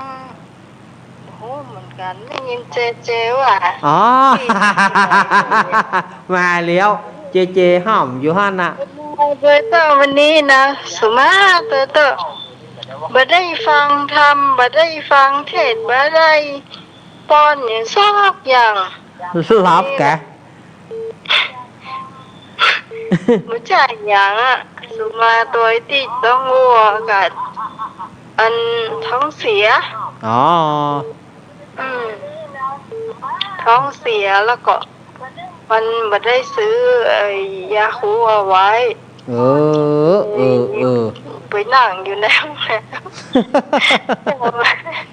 ดีนะมีเกิดแร่อยู่นะกลับบ้านนี้ถ่ายผมได้โทรละ เอาเกลือแหล่กันเนาะ เนี่ยก็ได้ยินเสียงพี่พรตะกี้นี่ น่า ก็ได้ยินเสียงเจว่าพี่สมัยมันได้โทรมาตั้งนานนะ น่ากะเจว่าบัดตอนละปีเฮาบัดตอนละอยู่ห้าน่ะ ขอบคุณเจ้านักที่เป็นห่วงแล้วก็ยังคิดเติมให้อยู่เนาะจ้าขอบคุณเนาะขอบคุณสวัสดีเจด้วยสวัสดีเจ้า ครับ ขอเพื่อพี่พิษสมัยหายหมดเลยลูก ยินดีเนอะอันนี้กับผู้อำนวยการบ่ใช่ผู้อำนวยการผู้ดำเนินรายการธรรมะคลายเครียดพี่พิสมัยสุริโยดรหรือว่าพิสมัยวิไรศักดิ์นี่มาละ เจ้าของรายการธรรมะคลายเครียด 97279มาเลย3บ่ใช่เจริญปอน เจ้าลูกเมน เอา ได้ ฟังอยู่เนาะ ขึ้นมาได้อย่างจ้าอย่างนี้ ฮะ กับได้ ฮะ สมุนได้ประจำกับว่าขึ้นมาบนบ้านเนี่ย เออกะละขึ้นมาไปไหนอ่ะ ไปไหนอ่ะ ไปไหนอ่ะ เจ้า แม่ตาไปไหนวันนี้ วันนี้ไปไหนอยู่บ้านเนี่ยเจ้าก็ใครจะได้ บ่พอค่อยสบาย เจ้า เอาหายวุยๆเนอะปันหอมปันหายเนอะให้หนีดีมาให้หนีดีมาให้หนีดีมาครับให้หนีดีมาแม่ตาน้อยอันนี้ก่อนนี้ก็จะส่งไปข้อความ ก็แก๊กเออ 990นี่ลูกไหนมา73เจริญปอน เจ้ากับไม่จ่าเจ้าทางพระอาจารย์ เอาเลย ขอกราบไหว้เจ้าครูบาจังคะพระอยู่ท่าดาวฟังแม่สายพินขออนุโมทนาสาธุโดยพระอาจารย์สิไปกินไปการที่วัดหม่อนนางแก้วขอสุขสันต์เบิกบานสองแก้วอยู่สุขสำราญเจ้าเต้าคิดหวังสิ่งใดสมใจแต่เล่าความทุกข์โศกเศร้าอย่าแอมขอให้มีเงินล้านขอให้มีเงินแสนเนอะ อย่าทำขาดแคลนเงินทองของเขาเนอะผู้คนขออนุโมทนาสาธุตัวเนื้อเจ้าเนอะ ครับ เจ้าแต่ร่างใจทำป้าอาจารย์เนอะ ครับผม เจ้าขอบคุณเจ้า ยินดีเนอ เจ้าไป ร์ สาเจ้า ยินดีเนอร์แม่สายพินมาแล้วครูบาสังฆะนี่นะถ้าได้ฟังแล้วใจละ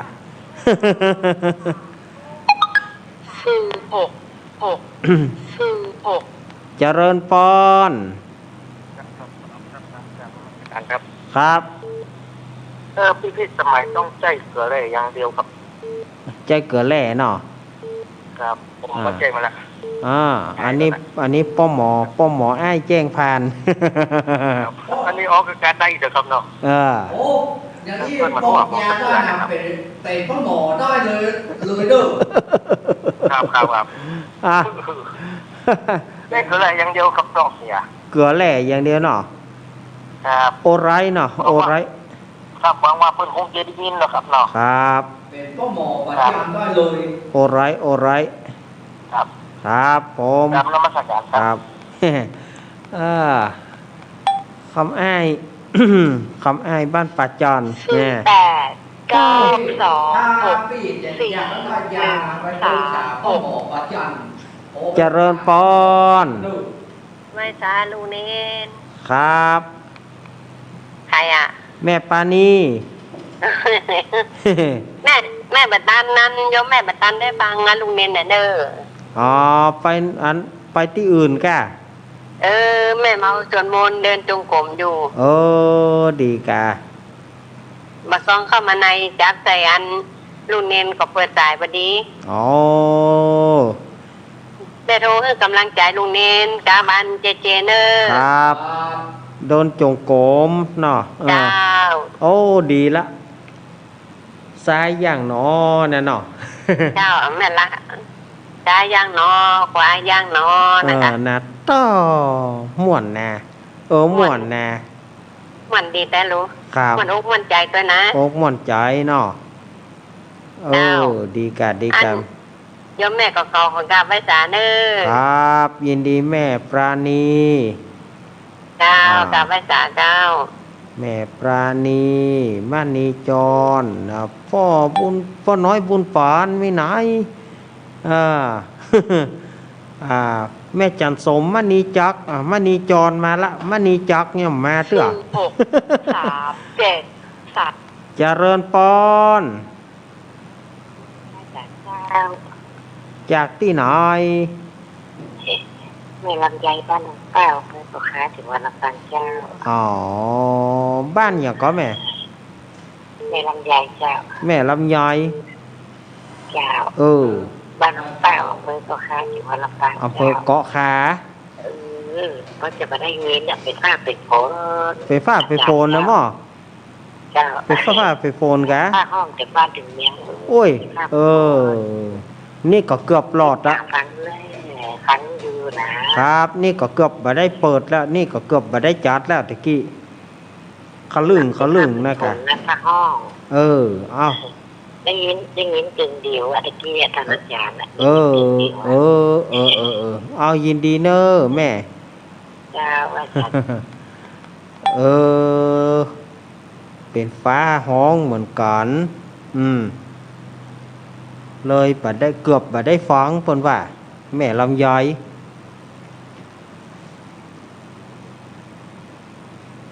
มีอยู่กอแฮมีอยู่กอมีก็โทรเข้ามา 0892140135 วันนี้เอาว่างแล้วเนอะว่างละ ว่างแล้วนะ มีก็มีอยู่ก็หามีก็โทรเข้ามา ดอกจัน มีกระดอกจอนโทรเข้ามาเนอะฝ่ายที่ยังบ่ได้โทรเตื้อเดี๋ยวจะว่าบ่ว่างหมอดเจริญปอน เอาแล้วมาเสียบหลานมันเป็นเน็ต เอาจากทางใดนี่ฮะ เป็นย้อนทำลูกกบนะเจ้า แม่ยวงต่ำนกกกนั่นเนาะ เจ้า เออ โอ้อิดรุดเลย ติดลุดงามไปกะ ปัญญามรุดอิดก็ต้องติดแต่ เว้ยได้ ดูนอนมารับ ผลโต๊ะก็ ลูกกับเจ้า โต๊ะเนาะ ลูกมันนั่ง มันน่ากะ มันลูกมันนั่ง ยินดีแม่ยวงเนอะอุ้ยยวงเนอะ เจ้า อายุมันยืนยาวอุ้ยยวงต่ำนกกกพะเยาไหนอะตะกี้ตืดเข้ามาเนอะสถานญาติโยม0892140135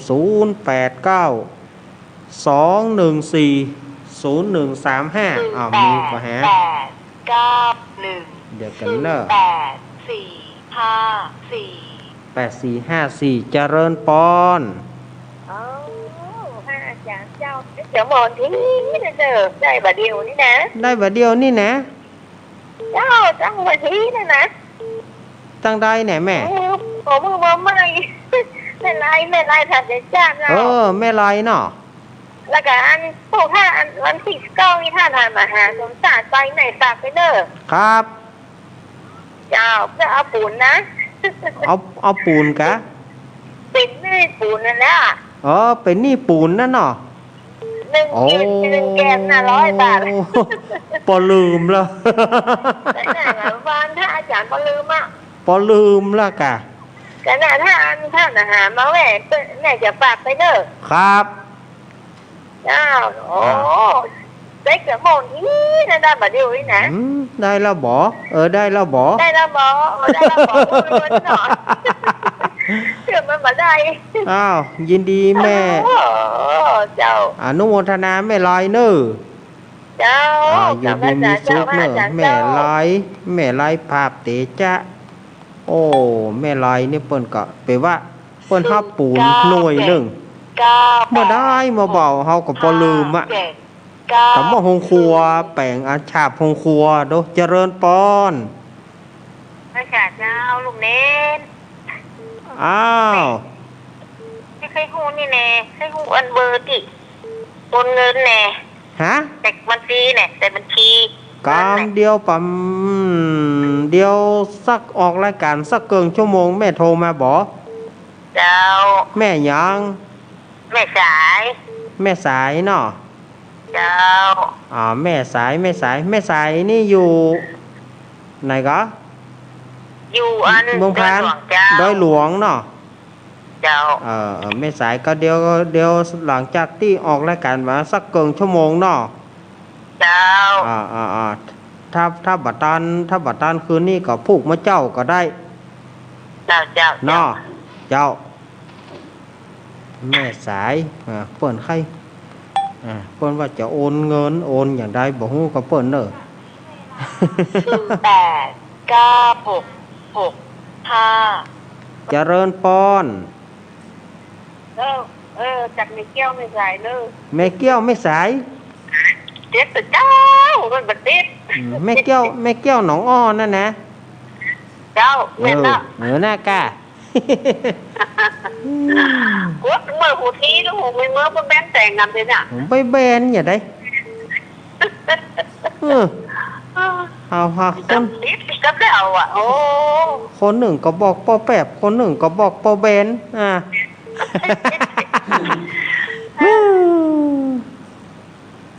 ตึง แล้วหาวิธีอยู่ปีจะห้องไปนะ หาวิธีอยู่ พระเจ้าสีชงเมืองนะ อ๋อพระเจ้าสีสองเมืองก้า เจ้า สีสองเมืองต้องงานอาจารย์ท่านพระครูเนอก็ลงดอยก็ได้อ่ะเนาะ ครับก็ได้ เจ้า ยินดีแม่เกี้ยวเนอ งั้นหาวิธีอยู่เดี๋ยวไปยินได้มุ่นนะครับ ยินดีแม่เกี้ยวเนอ เป็นกำลังใจให้เนอะ ครับ แม่เกี้ยวพ อยู่ ญา ดีมีสุขเนอะ ครับ แม่เกี้ยวพญาสมแม่เกี้ยวพญาสมนี่เปิ้นอยู่หนองอ้อ โป่งผาแม่สายมีอยู่ก็แถมสัก2 สายถ้าจะจับสัก2 สายถ้าจะจับ089นี่นะ2140135 62เจริญปอน เจ้าดีเจ้า จากทางใด ลำปางเจ้า ลำปาง แม่ท่าลำปางเจ้า แม่ทะลำปางแม่ยอง แม่กอบเจ้า ว่าจะได้แม่ บอกว่าจะได้แม่ฟังทุกวันแม่ก็สบายใจดีนะ ฟังทุกวันสบายใจเนาะ เจ้า อีกอะ นี่นะสบายใจอย่างเดียวเนาะ สบายใจนั่นนะแม่เฮ้ยเนาะ เจ้าเจ้า มีโอกาสจะไปขี่รถม้าเอี่ยวแหมสักรอบนะ เจ้า เมื่อแล้วนี่ไป ได้เลย เมื่อแล้วนี่ไปขี่รถม้าแวดวัดหลวงนะ เจ้า ม่วนดีกอบแก็บครับยินดีแม่เนอครับมาทำสายสุดท้ายญาติโยมมาสายสุดท้ายมาตะกี้ทำสายเดียวปัดทวันนี้นี่เปิดให้จนว่าเลี้ยวอกแล้วใจได้กะ 732 เจริญปอน เจ้านมัสการเจ้า จากตังดอย จากกันสวนดอกฝางเจ้า สวนดอกฝางไงเนาะ เจ้า แม่อย่างฮะ พี่ละวันเจ้า แม่ที่ลาวอนนี่เนาะ อยากจะหอมตัวแต่ไม่รู้ว่าจะไปหอมได้ที่ไหน หอมอย่างแม่ หอมเพื่อที่อย่างก็น่ะเพื่อนางเลยนางแก้วปะ นี่ต้องฟังท่านอาจารย์ตอนตี 3เนาะ ฮะ ฟังท่านพระครูถึงตี 3เนาะ ที่วัดประบาทอุดมนี่ได้ว่าฝาก ก็ได้กะถ้าได้แม่ก่อนติดต่อที่หลวงป่อเนาะหอมที่หลวงป่อเนาะ ครับ ว่าจะหอมปัจจัยมา ครับยินดีเนอะเวลาอาตมาหมดแล้วสุมาเตอะเอาละศรัทธาญาติโยมเหยเว